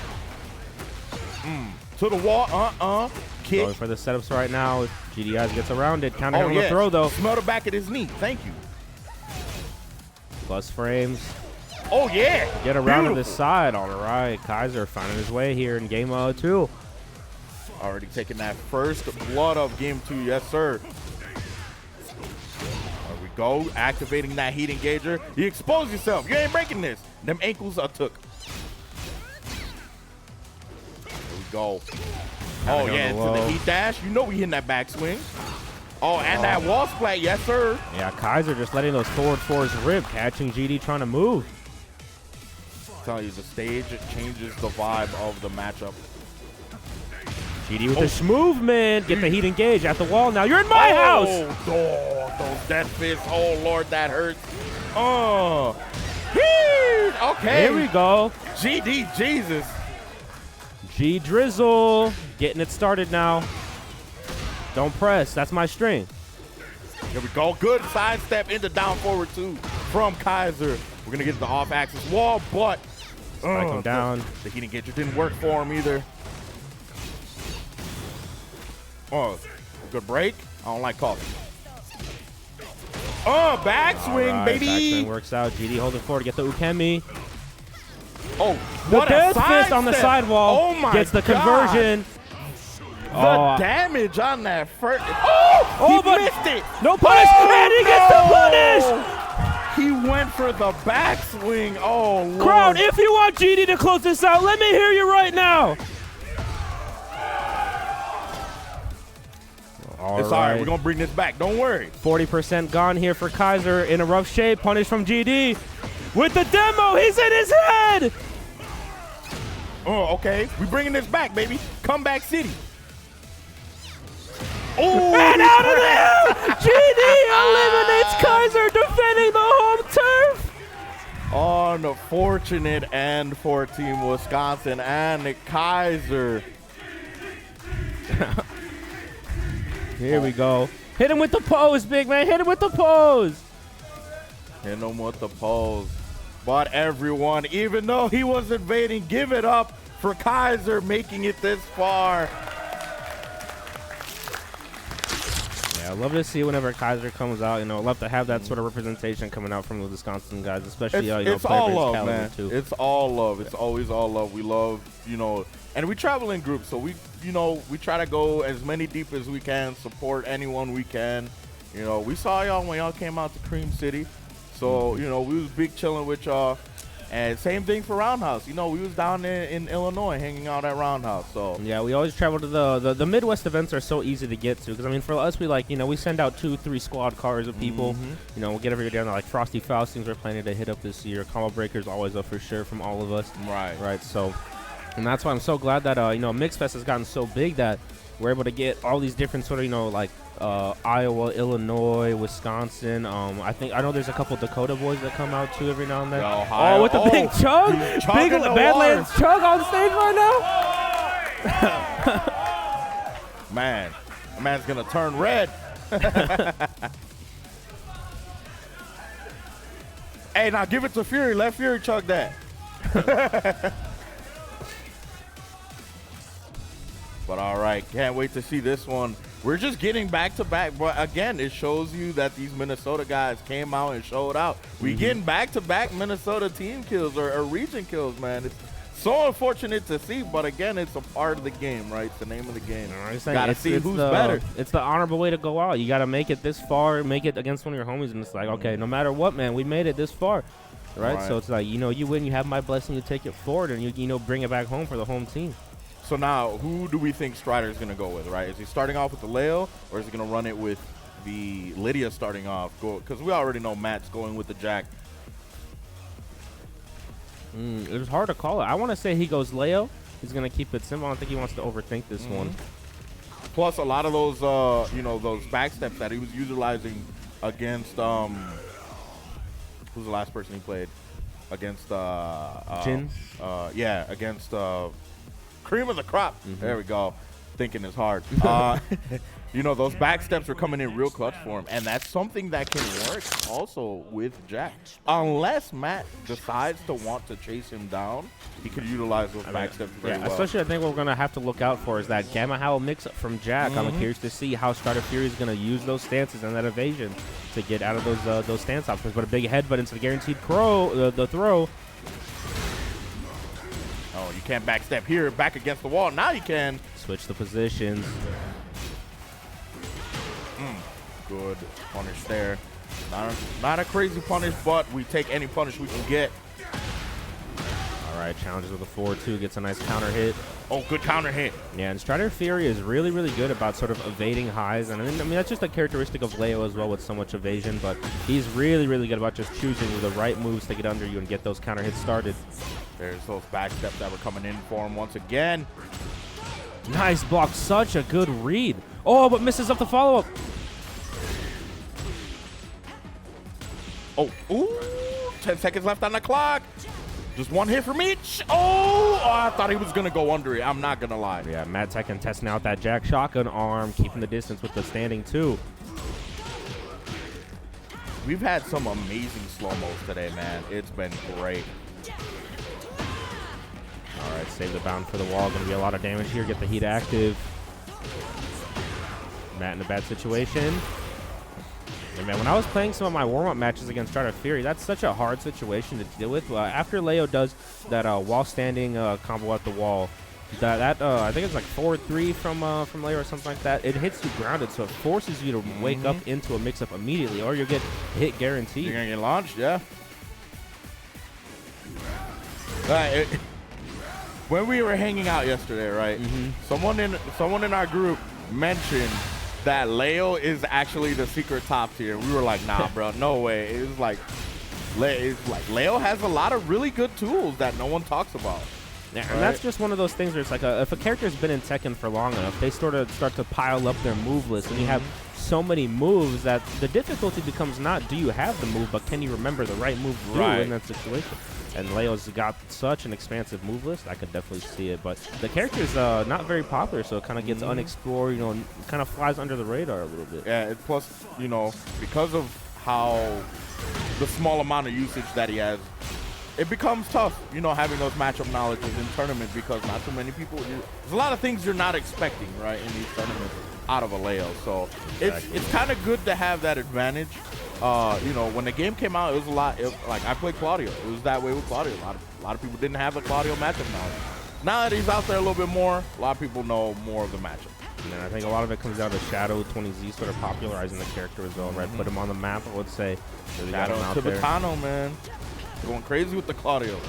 Yeah, I would love to still see some more Tibetano's Ganryu, but Strider Fury is going to take the first game now. Good stuff from Strider Fury in that set. It's got me think, what does a Ganryu Heat look like? I don't even want to think about it, dude. Ganryu is already a menace himself, so like him and it's the same thing with like why people don't want Marduk. I don't want to imagine Marduk with Heat, dude. Like, no thank you. I feel like Marduk fits the game so perfectly, though. You put him in here, you don't even. I feel like you didn't even notice that he's got a Heat. He's like already been doing that for how many years now? See, shout out to Salty Barnacle, our TO back in Milwaukee, because he would definitely agree. He's a Marduk main. And he's like, dude, just imagine. He hits me with all these crazy scenarios. Just imagine. And it's like, I don't want to imagine, though. Well, I'm trying to be positive, man. Don't come in here talking about Marduk. But either we got a big old launch here, down 4-2 from Matt Tekken. Going to the play Leapfrog, tries to get another one, couldn't get anything. The trade. Sweeper. Here we go. They're playing a lot of the neutral game here, but we do got that big stage, so they can use the install and gets the low to take round 1 of game 2. Strider Fury's up right now. Wow, nice keep out there with the 4-4-3-4. Yeah, man, Strider Fury doesn't show up very often. He's a very busy sort of family man between work and taking care of his family at home. He doesn't come out very often, sort of the weeklies. But whenever he shows out to these bigger events, you know, at the Mixfest, you always see him in that top 8. So really representing right now. Very consistent plays, you know, player, and it's always good to see him out. You know, he was talking to me and he was like, "I see you everywhere. Like, who are you again?" I'm like, "I'm Medina." You know, good to see you too. Like, he has a very solid Leo Lydia. You know, it's cool to see him play, even if he's playing in an online tournament. You know, he'll dabble in them every now and then. Yeah, especially as a sort of, you know, a little bit on the older side of, you know, players. He's got a different style, different sort of, you know. So, and just the way, you know, when he thinks about situations differently, I always love to chat it up with him every now and then. But the big back 1+2 for. Oh no! Ooh, get him! Catch it! 2-0. You don't got the reactions anymore. Man, I was gonna say, oh no, don't let him do it, please. And that's a cheeky little mix-up there from Matt Tekken. Back 1+2, turn it up now, getting the run back. Now, as this is a big factor in a game like Tekken 8, right? As you mentioned, you know, being on the slightly older side, right? The play styles being slightly different. I feel like the younger Tekken group does not want to play defense, right? As we see with like Matt Tekken, I don't know how old he is, but we can see that he like his play style of Tekken is way different from a lot of people. Turning on the gas pedal, you know, bringing the sets back, tying it now 1-1, but you saw in this set, he's just turning it up against Strider. You know, if he was trying to step back, he's on him. I'm chasing you down. Yeah, and I mean, you know, some more deep lore on Matt Tekken, right? Is that he used to be Armor King player, right? When the game came out, Tekken 7, Armor King dropped. He was playing a lot of Armor King, and you know, he found himself sort of, you know, really relying on that like back 1 counter hit from Armor King. That was sort of like this whole thing. But then he got a little bit bored of the Armor King, switched to the Jack, and the Jack just sort of had that, like, you know, he liked that simple play style. He's like, I'm going to do Jackhammer, and I'm going to do debug, you know. That was kind of his whole, like, thing. And coming in at Tekken 8 with that heat system, it just turned him into sort of an aggressive monster. Like, the heat turned him from a defensive player into an aggressive player. And so now he has both of those styles to sort of, you know, go between. And it was, like we said, he definitely just uses whatever he can to his advantage, whether it's the plus frame, you know, whether it's the wacky Jack moves, you know. But that's why the you know, the ideal against him is make him respect you. That's the only way you can get him to chill out. Oh, the jab Ooh. there from. Oh my God! But he palms him right at the wall. Yeah, stuffs Interrupting. out the back two right there, but gets hit with the sidewall afterwards, and Matt Tekken able to close that one out, taking the lead in the set now. There we go. Okay, he played a little patient there, just waiting for the punish. So now Strider is turning it up, playing that offense as Matt Tekken is right in the corner of Doom. And the triple low is Minnesota. He's weak in the legs. It's one game each, one round each. I'm smelling the final round. I can see it. I can see it coming. Matt Tekken trying to play a little bit back right now. But the challenge off of the jackhammer. Strider Fury taking this one to the wall. Okay, he's still pressing. Okay, back against the wall for Strider Fury. You don't want to be there. Oh, and a huge call out right now. Gets Jesus. underneath the rocket boot. Might try to take this one to the wall. Just a little bit short.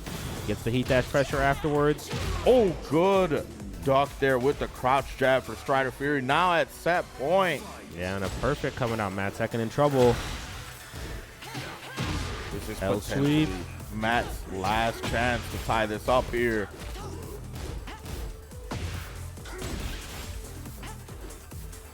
Okay, the neutral game going Burr. And Fury trying to utilize those mix, using those strings to go low, go mid. Yeah, he's trying to eat up Matt Tekken right now. Gets a sidestep off the heat. Oh, okay, but the heat smash coming to save Matt Tekken right now. He's still alive. He's going for those Oh, lows but now. the mix-up with the full crouch catches him looking in final. Now, what did I say? I smelt it. I smelt the final round coming, and we got it. All right, Matt Tekken in the lead with this one right now. Body press, get him with the drill, twist up. And they're putting him in the blender. Block with the punish. Here we go. Matt Tekken, so much pressure. Rage available for Strider Fury. How's he get out of this one? Okay, now Strider's trying to utilize those pokes, eat away at that health little by little. He's not looking for nothing crazy.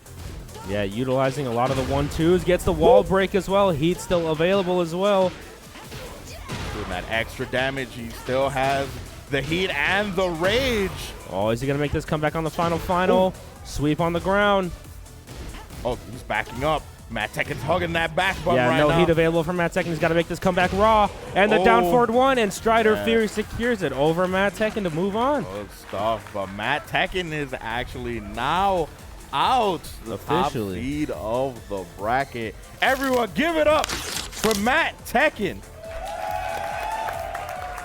Yeah, local menace, Jack player, but able to secure his place right there. I think it was at 5th, 7th, somewhere around there. And mind you, this was a guy who he caught a lot of eyes, right, at Roundhouse. Like, you know, basically soloing a lot of those teams out there. You know, running them by himself. You know, carrying the team, basically. He didn't have to, but he did it. So, good stuff. He was the #1 seed in this tournament, and he definitely showed out. But unfortunately, you know, Strider Fury just being the next, you know, being the better player.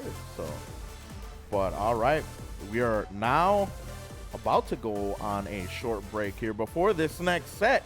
So get you some water, go use the restroom, and we'll be right back with you.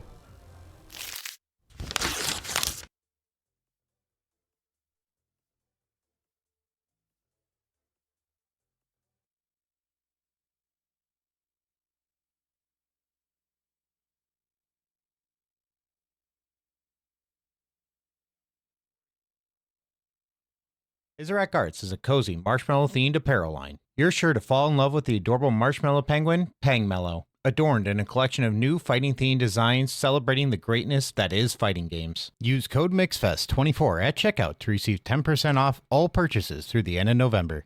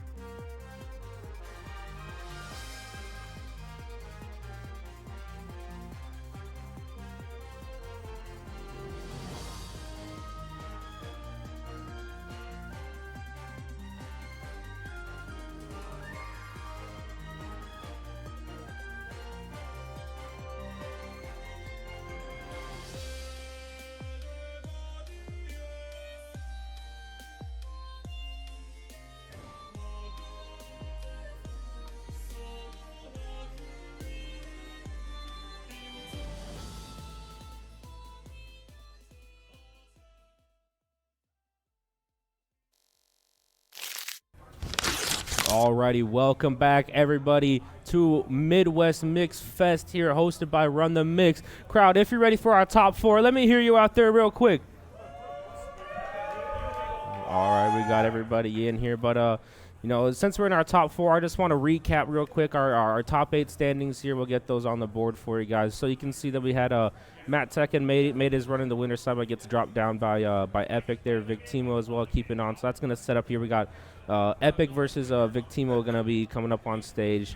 And then loser side, we had Strider versus Creamy the Crop. Creamy the Crop gets dropped down. GD Eyes against 316. GD moves on. Face Kaiser, takes out Kaiser. And then on the other side, we had Matt Tekken and Strider. And Strider, as we just saw, moves on. So setting up our top 4, of course, Epic and Victimo we're going to see. And then on the loser side, we got Strider versus GDs. But now we're rounding it out, getting the final couple games in. Absolutely. And we see now we're pretty even, right? We're two hometown boys, 2 invaders. The unfortunate part is the 2 invaders are on the winner's side and the 2 hometown boys are on the loser's side. So they got to put in a little bit of work to defend the home. But yeah, it's going to be a 2v1 as well afterwards. So these 2 invaders, they're pretty damn tough, and they are Victimo and Epic, who are coming up on stage next. I mean, correct me if I'm wrong. Sure, Victimo is from the Illinois area. Ohio area. Okay. Region. Yep. Yes, I mean, even then, he that means he stole your money at Cream City. Oh yeah, he definitely stole our money because Kaiser was also defending champion of that one. But that's even at Cream City, I'm not gonna lie, he was my pick to win at Cream City. He's my pick to win here. So that's the homie Victimo.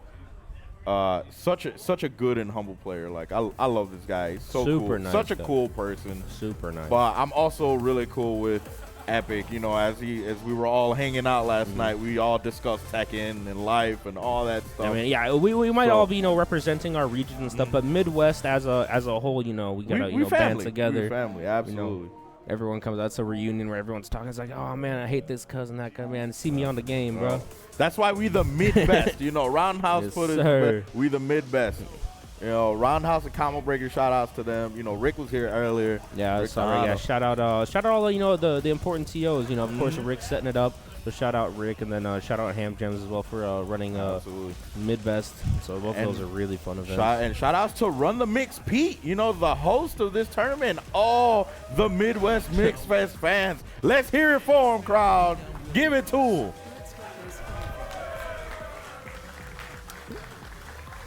But all right, we're about to start this matchup between Victimo and Epic. Victimo with the Nina, Epic obviously with the Lee. Oh yeah, I forgot they have this. I like this intro.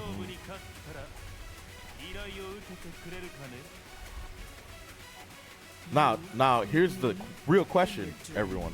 What is his request? What did he request from Nina if he won? I don't remember that part in the story. I might have to go replay that one, but either way, Epic here leading out with big old combo. Oh, okay. With the toe?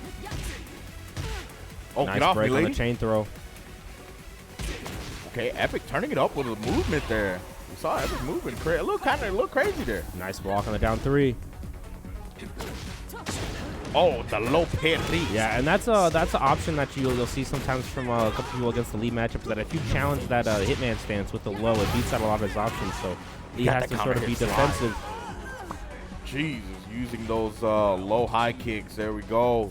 Epic taking that first round. Counter hit on the back 2 string. Oh, good duck, no punish. It's looking like a TAS video here. They're both evading everything. Yeah. Nice one for the down 4-2 on the whiff. Got that wall. Are we going to get this wall explosion? He did line himself up for it, but yeah, he saved it. Down forward 1 for that check, that mid check. Taking that round number 2. It's 1-1 each. Both of these people, they're just sort of staying at this far range, trying to find a big hit, but a backswing blow from Nina here, able to find it. Now notice, right? Notice how when Epic was trying to get Victimo to challenge him, Victimo just said, okay, Yeah. Okay, I guess. Instead of engine, I mean that Nina look at like backswing kick that we saw. That is such a good move for whip punishing. So she just Nina's always in that sort of backswing state, right? All right, Victimo taking that round lead 2-1, using that wall, of course, to his advantage, as everyone would.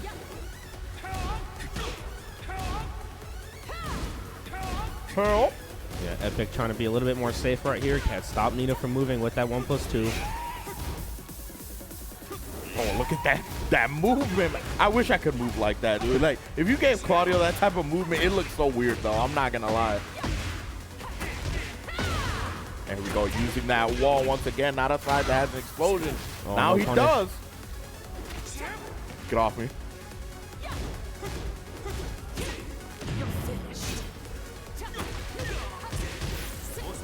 Oh, gets the what a punch parry. Stops Nina from chopping him down. Wrong punish. Oh, But the glass breaking. Victimo's going to take the first game. I feel like it's important to mention as well that winners finals, we're getting our first to 3 for our finals matches. So this is a first to 3 set, ladies and gentlemen. I mean, between both these players, that way, you know, we kind of said their whole play style sort of adapting, going back and forth. So I could see this sort of going like 1-1, 2-1, 2-2, and taking to a final game. In these slightly longer sets, you definitely have to adjust playing a slightly longer game. You don't want to burn yourself out so early that you just give up towards the end. Like, you're kind of playing a little bit of the endurance game, right? Because a first to 3 slightly changes things. Yeah, and both these characters pretty execution heavy, right? So you gotta have that sort of physical stamina, even just for the the inputs all day. Yeah, the mental game has to stay strong in these winners finals, in these losers finals, in these grand finals. You gotta keep the mental. You gotta keep the mental stack on check. There you go.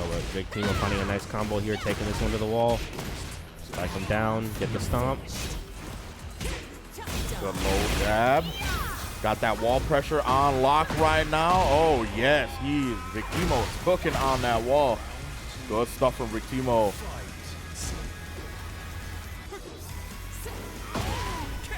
Okay, gets a nice pickup here at the back 4. Oh, drops the last hit. Could have made it a little bit longer. Got to the wall. Oh, sidestep all the way. Yeah, No sidewall. just taking the positioning right here. Okay, gets out of there with the throw and the down 4-2 to catch him. Good stuff on Victimo. Gonna get this wall carry. Gonna make it all the way to the wall potentially. Nope, just short. Yeah, a little bit off there on the combo. What a sidestep. Beautiful stuff from Victimo. Oh. And the low once again. 2 rounds to none. Victimo looking to take this game 2 and have this nice lead. He's really got a nice timing sort of on how to stop Epic and keep him locked down. That Nina down forward 1-2 is such an aggressive, like a oppressive, I should say, string. Really hard to deal with all the transitions that come out of there. So cool. Oh man, do another one. Yeah, get that chip damage in there as well. Plus got all that pushback to the wall too, but since they side switch, Epic's back against the wall now, and very unfortunate. Dash. Epic trying to find a Look at that here. Look at that. I wish I could do that. I'm telling you, it's so cool. He's trying to duplicate. Well,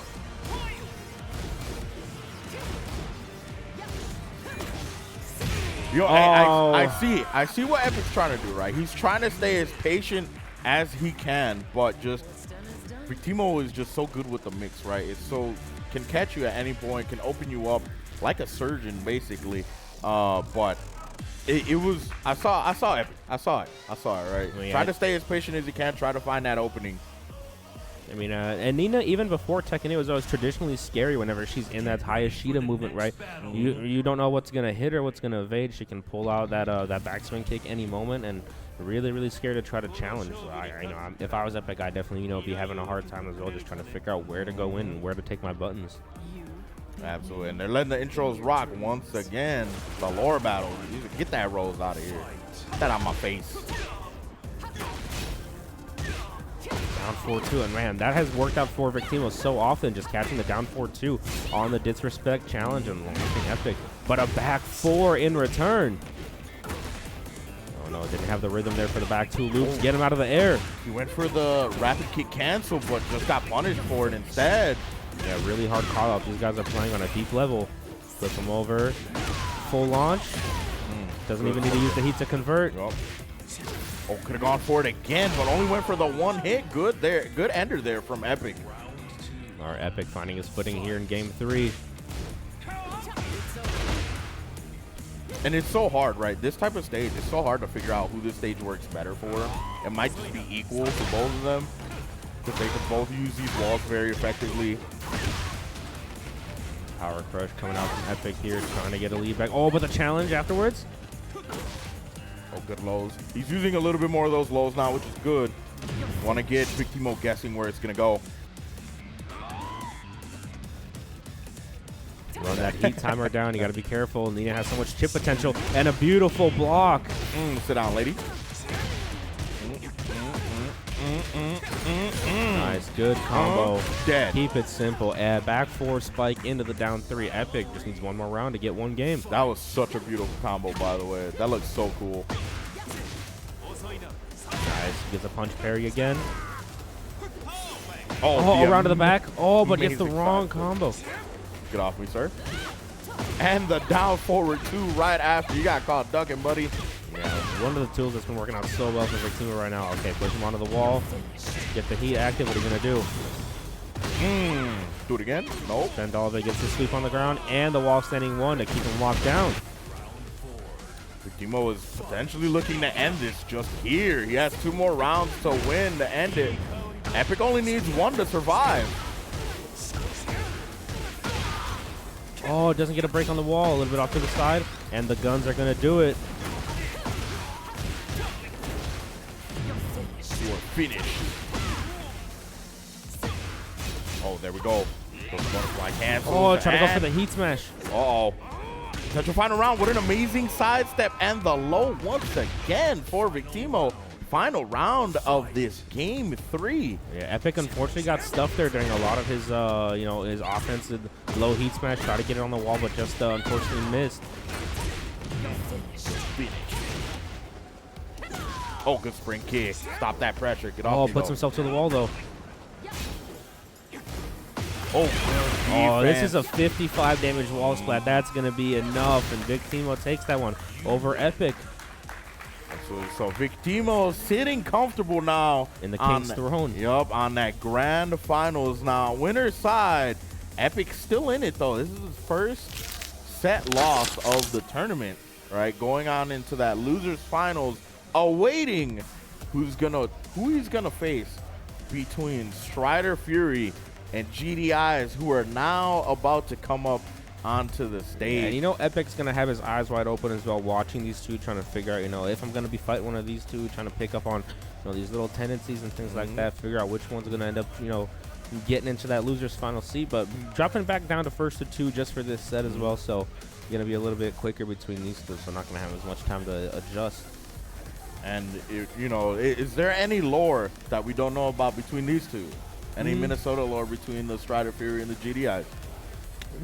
Not any really. I mean, they definitely played a lot. I think the only lore I can think of is that before we had Midwest Mixfest, it was called Run the Monthly, right? So we're going to a little bit in a time capsule, going back a little bit. And these two usually ended up being in like the winners finals, grand finals sort of position, and playing against each other. But Strider Fury, was got dropped down to losers just before his match with GD, and he wanted to run it back, because he lost to GD previously. So Strider was looking to run it back, and so then he got up from the stage after he lost. He went to GD and said, "I'm still coming." Oh. Right? He's like, "I'm gonna find you in that grand final." So Strider Fury's definitely got a competitive bone. He loves this sort of run back, revenge sets. He likes to call it out too, because remember yesterday he told me, he was like, "I'm gonna run it from losers," and he's in loser semis right now, right? Yeah, this is the home stretch. Yeah, he's made the run from loser side. So like, gotta give Strider some credit, man. Like, he's been cooking the entire losers bracket, which he said he was gonna do. So he likes to call out, and he's very good at keeping his word. Yeah, this is another Minnesota match, so we're gonna see between these two who's gonna defend the home turf. Good hell sweep there from Strider Fury. Trying to get away from that wall, that corner of doom. The GDI is trying to keep him there. Okay, gets the forward 2 into the heat smash. And GDI draws first blood here in our loser semi. Try to use that back step. Got to be careful with GDIs. You know he likes to dash up in your face, in your territory. Right in that demo man range. Back 1-2, good punish. Okay, good pokes there from Strider Fury. GDIs try to sidestep, but got caught with the hop kick instead. Nice adjustment for the wall here, Strider Fury. Oh, he's still playing a little Tekken 7, so that's safe in this game.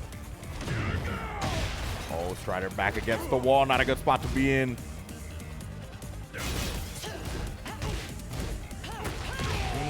The hell sweep, just enough damage right there. And Leo's hell sweep as well. It's on the lower damage side, you know, for hell sweeps. You really need to get that. I learned that Leo's little charge mechanic is called lightning glare. Lightning glare? I'm like, that doesn't make any sense. No lightning animation at Yeah, all? it's got no light. I was like, bro, that's not lightning glare. What is that? I was like, that's the confetti install. It might just be how fast he does it, I guess. I don't know. Yeah, that's what I'm saying. So, yeah, the charge hell sweep is definitely one of Leo's strongest sort of tools. But I mean, it's effective, right? It's a good mix tool. It does the hard knockdown, right? Yeah, it gets the opponent thinking. Yeah. Oh, but the charge death fist hits from the side? Yep, and in the corner, it's because he was in the corner of doom, you know. It's, again, not a spot you want to be in dealing with someone like Fall. Yeah, you know, different from 2D games, in the 3D games, you know, you don't just have just like the wall, but you have actual corners where you're stuck between two walls. Now you really have nowhere to go. You can't backstep, you can't sidestep. You're just gonna put yourself in a more precarious situation. Yeah, but a good heat dash combo here from GD, saving his bound for the wall, getting the max damage. It's gonna put Strider in rage here. Oh, doesn't get the clean hit on the Demo Man. On a huge counter hit. It's gonna spell trouble for GD. Oh, but unfortunate. Wow. He crosses himself up on the sidewall combo. Yeah, Strider Fury just didn't adjust right there for that angle. It was really hard to sort of call it. Try to go for the regular ender, puts himself back turn, and GD takes advantage of it. I know that has been a problem in Tekken 8 is when you're trying to finish something and they just drop too fast, you get that unfortunate side switch. And even the crowd, right, in unison was just like, oh, no, damn. It's so unfortunate. I hope they fix that in either future patches, but like on that's why a lot of times you have to know that you don't want to overextend or feel like you're overdoing it. I mean, but that's sort of like a Tekken thing. It's, you know, it's been present in every game, and I think every Tekken's got walls that, you know, work different. Like Tekken 4 had the really sticky walls where you just, you know, you could keep someone on there for days, and right. You know, I think it just takes a little bit of a learning curve to get used to it. So Strider Fury here looking to get a wall of his own potentially.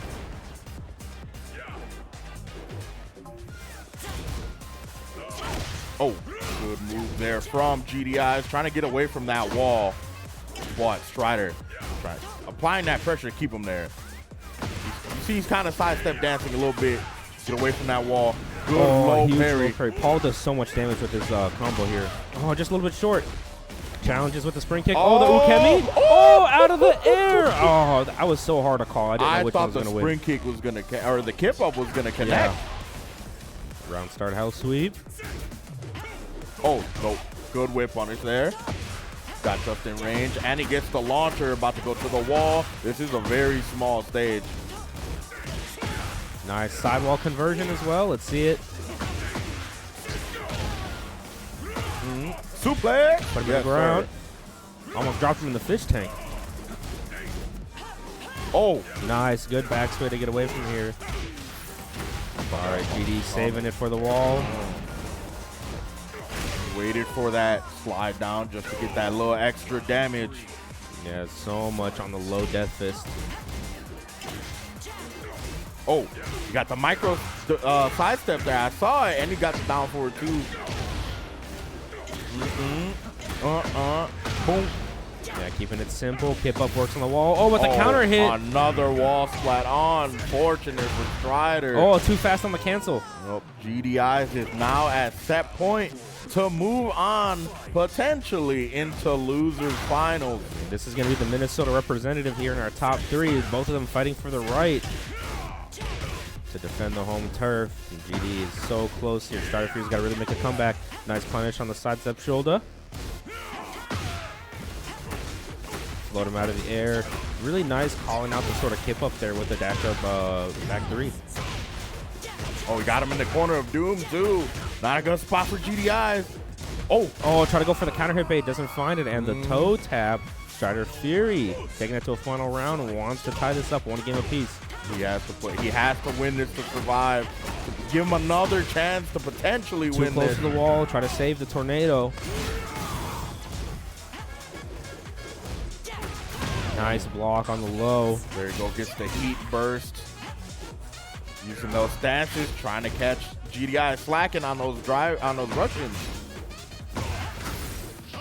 Oh, and he popped that rage. Got him with the shimmy down forward 2. Strider Fury getting the perfect to tie it up. Man, what a set between the two. Man, you know, when I was doing my warm-up with Strider as well, we kind of started off going like back and forth, but then he sort of blew me out 10-0 once we got, you know, past the first 5 games. So, you know, he definitely gets into that adjustment state where he starts to feel it out and really get to know kind of, you know, what you want to do and really sort of hone in on your weaknesses. So. It's about time that we finally get into the stratosphere. This stage is so hype. But speaking of hype, crowd, let me hear it if you want Strider Fury to win. Wow, I got very few people, so I'm assuming y'all want GDIs to take it. Let's hear it. Yeah, looks like GD. So, crowd, if you GD fans out there, you got to make sure he can hear you through the headphones. Leading the pack right now with the life lead, 4-4-3 into the Death Fist. GD securing the lead again. Yep, already got that first blood of game 3. Now, I really like Into the Stratosphere, right? Because once that climax music hits, oh man, that's where you lock in, right? Yeah, it's such a dangerous stage too, because you know the music gets tense, and you know that floor blast is looming. It's looming. I'm hoping we get a final round, right? Because the tenseness of final round with that heavy music hitting and those floor bounces, oh man, I can't wait. I'm hoping they do it. All right, but GD here, not a whole lot of life. Still has rage available. Running 2, finds the mark. No counter hit on the down forward 1-1. Oh, try to go for the challenge again. Nope. Got shimmied. Now it's tied 1 round apiece. Good stuff from Strider. Man, even without the climax music, this beat goes hard. It's a great stage, right? It's my favorite stage. Oh, okay, he's going for those mixes. And he's applying so much pressure using that back step, getting that opening that he was looking for. All right, extension health sweep comes out. Heat mode activated. Get him on the wall, out of the air. Oh, sit down, buddy. This is a no-fly zone. We're already in space. Ooh, try to get the charge Death Fist. Couldn't find anything. And the duck! Is he going to be able to find the kill here? It's a weird combo. He can adjust the Death Fist. Does it again, ending it with the shoulder. Yeah. Set point for GDIs. Can Strider back and Fury. forth, but now the floor's lava. This is going to be music. dangerous. This is where you lock in. Let's go. Can Strider Fury take us into final round, or will GDIs just stay dominant? Let's see who's going to take this floor first as well. We can see a couple throws come out. Here we go. Already started. Put him in the ground. Stealing that floor bounce from Strider Fury. You can no longer get it. Oh, man. For a couple of resets right there. Oh, went for the unblockable version. Oh, good whiff punish, too, from Strider Fury. Yeah, he gets a nice down 4-2 there on the wake up. Get a little bit more life regen with the heat. Oh, he ate it. Okay. Oh, but tries to challenge. GD should be able to take this here with the Death Fist as well. GD moves on to represent Minnesota in the losers finals. Man, what did I tell you? That Into the Stratosphere climate, it makes it so much more intense. But everyone, give it up for Strider Fury, making the losers run this far. Yeah, very nice showing from him as well. So, you know, he's got to represent that sponsor, Run It Back Gaming. So love to see Strider come out as well, especially when he's so busy between, you know, doing his work and, you know, family and stuff. You know, family, yeah. Glad to see he's still so passionate about the game and playing, you know. But now we're getting down to our top 3. So we got Victimo from Ohio sitting pretty in the grand finals. We're going to have Epic from Illinois representing the Chicagoland boys. And then we're going to end GDI's, the Minnesota hero, defending the home turf here. The final hometown hero. Minnesota, y'all better give this man y'all energy, all right? If y'all want this man to make it out here, y'all better give this man y'all energy. But Epic is no sleeper, though. We've seen it time and time again. The man can adjust, right? He can play any type of play style that he has to get the win.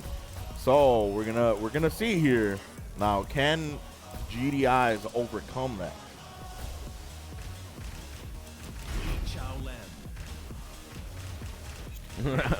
Faking out the Yoshi. He likes to mess around with it.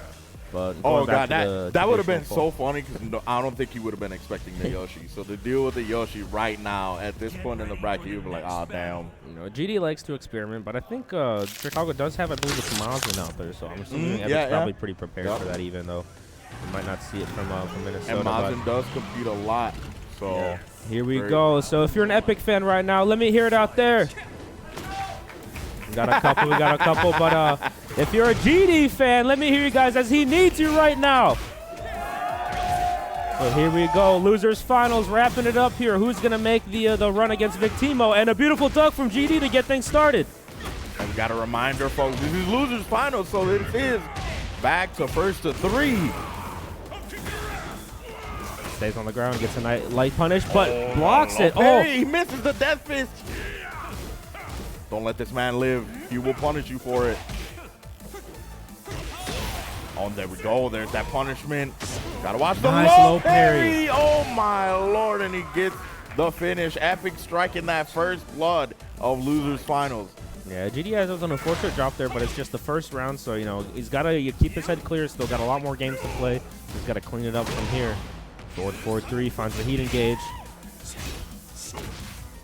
And Epic once again starting off just test. I feel like he's testing them, right? He's throwing these pokes, these jabs, these individual kicks, seeing what GD is going to punish or challenge him with.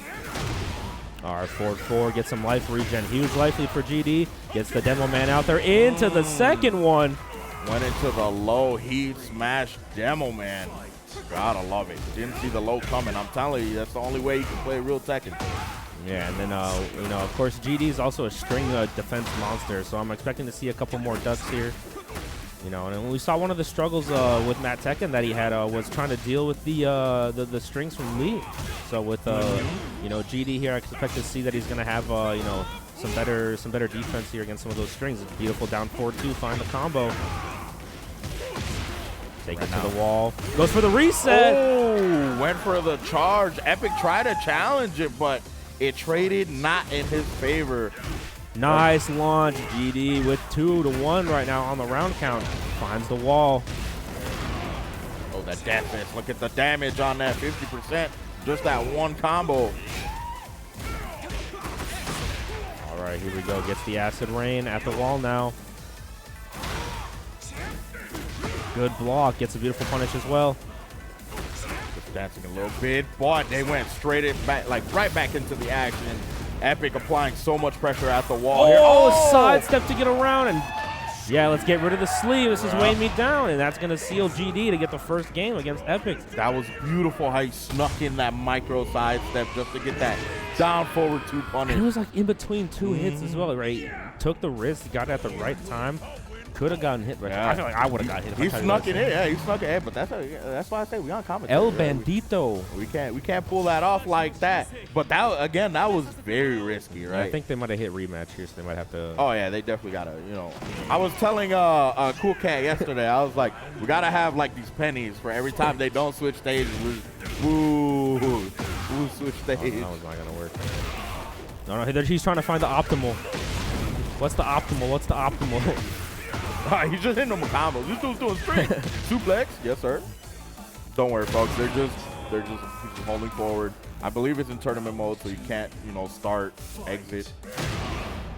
Here we go. Demo man him though. I mean, Death Fist, get a couple of Death Fists in there. All right, so 4 Death Fists can kill. We saw it there, folks. Yeah, that's the math. Clean hit Death Fist in mind. Does the heat meter give you any extra damage on Death Fist? Yes, it does. It And does? it makes it safer. Oh, okay. So okay. it goes from I know it -16 makes to it 13. safer. Yep. It also gives it like a more wall splat distance, kind of like that Jin Heat Smash where it goes like full screen. Right, right. So yeah, but it enhances a lot of the different properties for that. And right back. It didn't even matter, brother. You gotta hate it, all right? You hate to see it. Because like the secret tech I've heard is that if you mash random, depending on if you go on first frame or second frame, it's either the same stage or a new stage. Because if you hit random, it's always the same stage as the first frame. So you hate to see it, man. Yeah, it's literally a 50-50 if you get a new stage. It's kind of, you have to wait. You did all this work to switch stages. You don't even get it. Yeah, but gets the counter hit on the down forward 1-1 string.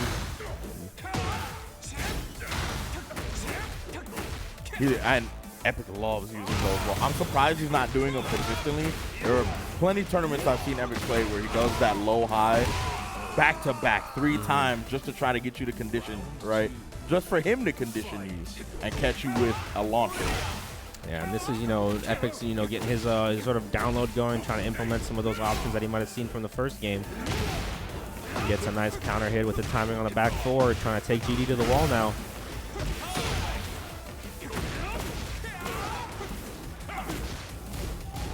Oh, GD has a hefty comeback to pull off here, but he can do it. He's got a life lead now. Couldn't get away from the heat smash. We've seen that Paul can rob almost anybody. Here it is, El Bandito coming back. Oh, gets All right, the wall break. The wall here. Another Death Fist. Oh, he's just gonna go get for rid the of the rage. sleeve. Get rid of the sleeve. You don't want it. And like I said, we've seen the robbery from Paul. Whether you've seen it on Twitter or in tournaments, we've seen that it could happen. Right now, about even health. Right. Oh, nice block. Very nice from Epic right there to get the timing on that one. Saw it coming from a mile away. Yeah, stops El Bandito from getting around right there. Gets the pickup on the forward neutral 4. Reset on the wake up. Wall positioning for GD. Okay, but gets the lightning kicks. Oh, he went for the charge. Canceled it. That's a good mix option. Oh, but the 4-4-4 gets underneath it. Oh, he ate that.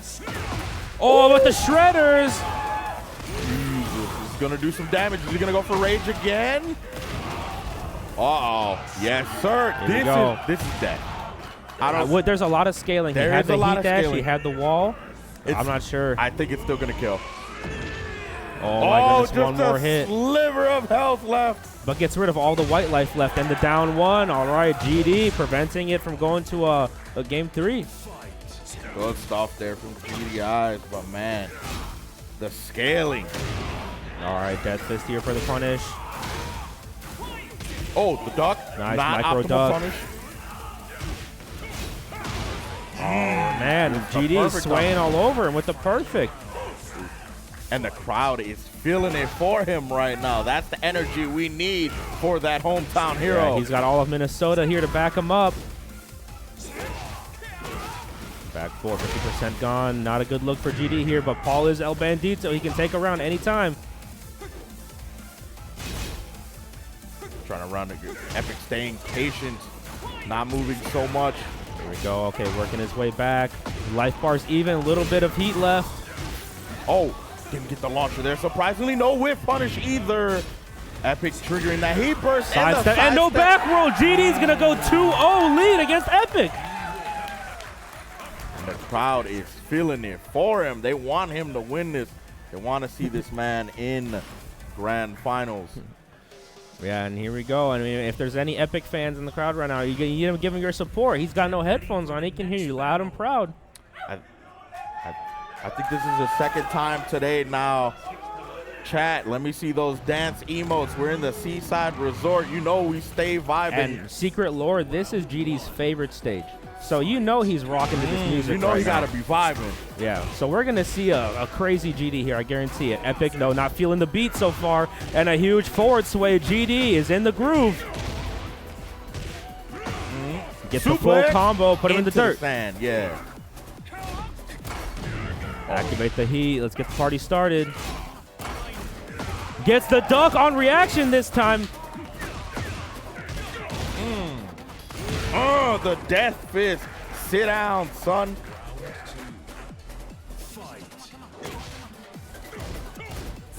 There we go. Oh, the trade. Even trade for both of them. Oh, try to get him out of the air. Couldn't quite find it. The throw to challenge. GD's looking really hot right now. Just needs 2 more rounds. Epic on the back foot's got to find a way back into this game. Oh, GD is moving. He's not stopping. Hitman backsway is able to find the mark right there. Back three's coming out to challenge. Armor to stop the pressure. Good use of that there. Oh, got the blue mark one. Get up, sir. Nice block. Back three launch, and it's going to be it. And now GD Eyes is at set point. One round away. Minnesota, let's hear it for GD. Try to close this one out. Give him everything you've got. Superman punch coming out. No break on the throw. Chest crusher. And the throw again. Do it again. Bet you won't. Oh, back four to silence the crowd.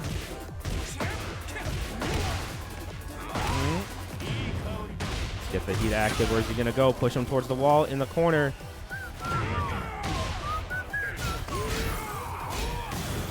Heat dash spent. Slidey at the wall. Counter hit flip over. Dead. Epic fighting to stay in this one. He's fighting back. He got a round on the board. He's not making this easy. Every round is so tense now for Epic. Any single mistake could cost you the whole tournament. Oh, the trade. Even trade. No game stop. Oh, a little bit slow on the punish. Misses the acid rain, though. GD getting out scot-free. Oh, the counter hit low from Epic, though. Oh, out of the air. Sit down, son. And he got some of that health back, which is very important in these type of rounds. Oh, the counter hit low once again. And the down threes are working out so perfectly for Epic right now. It's what we were talking about earlier, right? You don't block those lows. They pile up. They eat away at your health. And Epic. And here we go. He's blocking them now. Oh, he drops it, though. Very unfortunate. Yeah, try to go for the optimal combo there. Couldn't quite get it. Power Crush to turn up the heat. In return, gets another one. Death Fist. Oh, no whiff punish. Just a little too late. Sidestep shoulder. No flip over. Oh, and the counter hit. GD is going to take it to the grand finals. Gets him on the wake up. Good stuff from GDI, surviving, being the sole Minnesota survivor. But give it up for Epic, everyone. He drove all the way out here from the Chicagoland area. That's a 6.5-hour drive, man. That is It's not easy, crazy.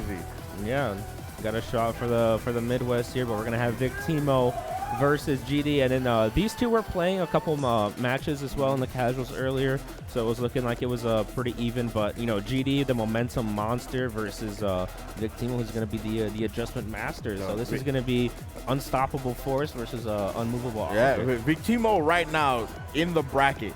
This is the final boss, right? Victimo is the guy, the top guy in the bracket. GDI is trying to win it for the home, for the Minnesota team, right? For the homies. But you got to get through that final boss. This is an Elden Ring boss battle right now, right? Yeah, there's a health bar that popped up as soon as he walked on stage. Exactly. Victimo the Chosen, I don't know, whatever name y'all would give Victimo, right? What Elden Ring boss battle name you would give? Oh, the old name, Victim of Ritual. Yeah, Victim of the Ritual, the actual. That'd be kind of fire. Yeah, but yeah, both of these dudes, they're such nice people. Like, they've always got a smile on them. But you know, once game time comes around, I'm sure that, you know, clean slate, no emotion this time. He locks in. The stone face locks in. Oh, right? What's that? Is that they got those hand warmers. They gotta, you know, they gotta loosen up those fingies. You know. Yeah, you know, you gotta get your calisthenics in. Yeah, looks like we're getting into it. Nina versus Paul. I'm excited to see this one. And especially what's really funny is that you were talking about how Nina's got all that cool movement. Paul can do the exact same thing. So it's going to be a battle of the backsway characters. All right, crowd. I don't care who you're rooting for. I just want to hear some noise. Let's hype these players up. Yeah, as we get into it here with the Midwest Mixfest Tekken 8 Grand Finals, let's get into it. They just starting off swinging from the back. No defense. He tried to sidestep it. Gets caught, though. Stayed defending it, though. Yeah, GDI's here looking to stop this Nina momentum. Beautiful punish. And gets that balcony break. Are we going to start this off with a perfect junior? Oh, no, he's got a little fake perfect. Yeah. It's still, I still give it to him. Look at that movement already from the grip. Power crush coming out.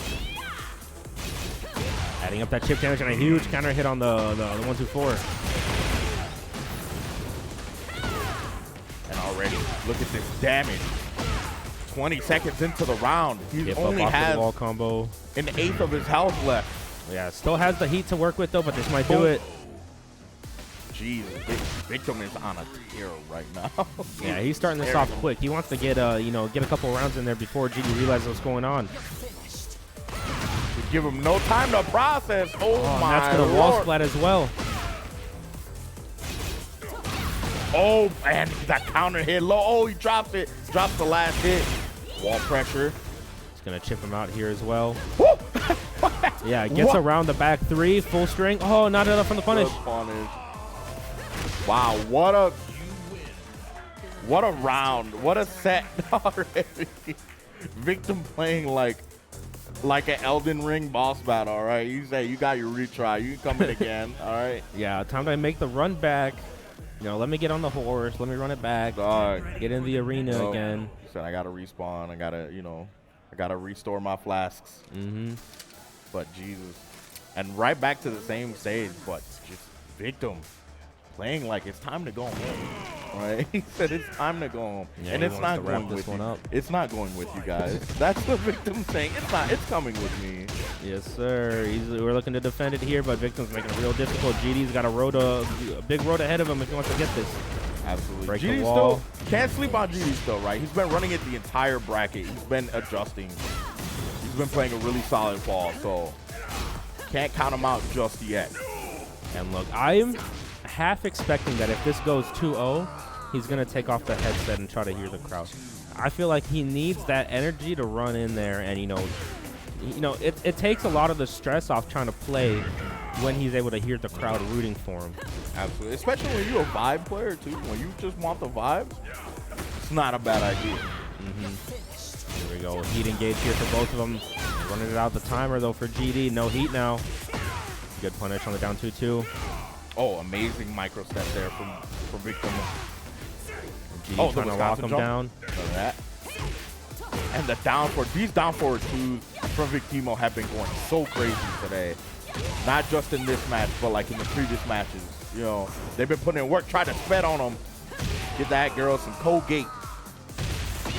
Got that bad breath. Down forward one's chipping down GD. So much poke. Oh, but gets the wall standing too here to challenge. Some damage, getting to the wall for. Oh, he got that last hit. Oh, but the sidewall access makes a little death fist whip. Gets the nice block, or the duck on the string. Got that wall rising too again. Got that weight on the death fist to get more damage. But Vicky popping that heat and using the heat smash right away to do that chip damage. He's backing up. Getting some life back here. The sweep. And it's enough with the forward sway too. Victimo is so proficient. So he backdashed, right? He was using those dashes backwards just to get in his face and dash in his face to get him with the mix, right? He made him guess, and he guessed wrong. But now we see Cream of the Crop giving GDIs a little bit of word of advice. Yeah, El Ranchero coming out to help out the homie in his time of need. Now, what do you think he told him? Think he just went in there and was like, hey, dude, lock the hell in. Lock in, bro. I feel like with the way that he probably was talking to him, probably told him to slow it down a little bit, really get in his zone. I think GD's just a, high tense situation. I mean, you can see he's loosening up a little bit right there, getting, little antics. I think GD's just kind of playing really, really tight. He's got to play a little bit crazier. Don't let Victim sort of, dictate the pace of the game. Get your moves in there. Here we go. The 4-2's coming out. Right. And right now, as of these results, this is his last chance to catch up, right? Oh, yeah, amazing GD's duck getting there. pretty loose right now. Heat timer's running down. Good block. Just testing out the punish. Get the guns out. Oh, the low and the backhand. Get up, sir. I wasn't done with you. Victimo right now up 1 round in this game 3, getting so close to being the grand champion of Midwest Mixfest. Yeah, just needs 2 more rounds, but GD is trying to make this adjustment right now. 10 hits coming out. Sidestep shoulder. Oh, couldn't quite get it from that angle. That chip damage, it's so good. And the Nina pressure, so much sway, just chopping him up. We are now at tournament point, ladies and gentlemen. Victim needs one more round to end this right here. GD looking for the back three, finding a hard time here. Can't quite make it in against this Nina defense. The amazing back sway into the counter hit launcher. Oh, okay. I think that was a misinput. Might have been trying to get a heat burst in there, maybe. Ooh, Okay. try to find the death fist, but gets the down 4-2 anyway. Okay, here you go. GDIs could potentially put one on the board here. Suplex. Put him in the dirt. All right, GD gets his round here. Maybe that can shift the momentum his way. Maybe start feeling a little bit now. The crowd is still behind him. All right, gets underneath the high right there. Trying to find these sidestep back threes, but Nina recovers a little bit too quickly. Finds a nice combo. Should be able to leave enough the life bars here. Suplex. In the dirt. Barrier. Those cancels. That was a beautiful mix there. Oh, and floats him on the way up. Gets One more hit. America Into the low. All right. And right now, Minnesota, you need to let GD know you're here. Here we go. GDI's trying to make his way. Down two games right now. On the last round, down 4-2. But he gets that down forward 2 launcher, gets those hop kicks in, potentially making it all the way to the wall. Never mind, he decided to end it early. Running shoulder charge into the full counter hit. This should be might be enough, it. unfortunately, with the counter hit on the sidewall. Still has that heat. Yup, you're finished. Indeedy. And there it is. Victimo is your Midwest Mixfest champion. But please, please, everyone, give it up for the homeboy, GDIs. Yeah, made it all the way out to the grand finals, stopped a couple of invaders, but Ohio takes this one. No, Ohio taking it. That's 2, man. That's 2 now. You got Wisconsin taking 1 and Ohio taking your other one. But Victimo just being on a roll this year, you know, almost basically winning almost every tournament he's attended this year, whether it be online or offline. So like, and this is a free agent, by the way, right? He's looking for a sponsor, and if you're not signing Victimo, what y'all doing? I mean, Cream City champion, Midwest Mixfest champion. He's got 2 really good recent titles under his belt right now, besides just being a really consistent player. Exactly, and we were talking yesterday. He wants to travel more. He wants more of that international player knowledge as well. Like, he wants to learn these types of things. As a sponsor, why wouldn't you want that in your player, right? So, free agent, y'all, please sign this man. Somebody sign him, please. Like, get this man out here. More of these tournaments. I'm trying to see more Victimo. Dog, that is the homie. That is my GOAT. You know, I'd love to see him out there more. So, but we're gonna wrap it up here, guys. So I'll catch you guys. I think I'll leave you here with Medina. I gotta go do some work. I'm doing for here. Okay. Oh yeah. Yes, sir. We will be reading our top 8 finalists that are on stage right now. We'll just switch it back and forth every other player. We need a bigger stage. Oh, okay. I see. So Yeah. there you go. There's your list.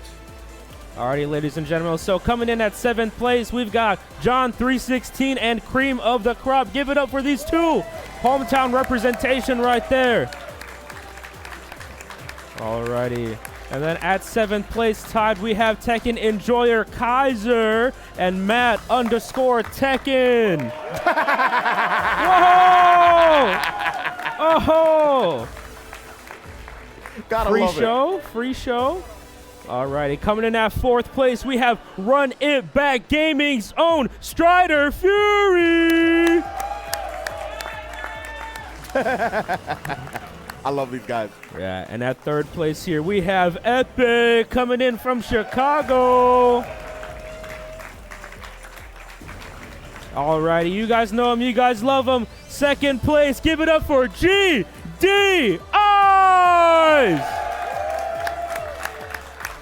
And now finally, but certainly not the least, we have Victim of Ritual, aka Victimo, the champion of the Midwest Mixfest. Let's give it up!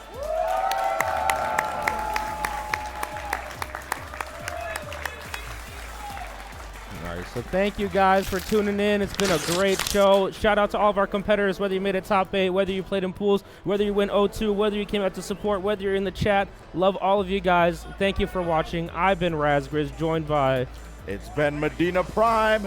It's been fun hanging out with you guys. Love you guys. We'll check you out later.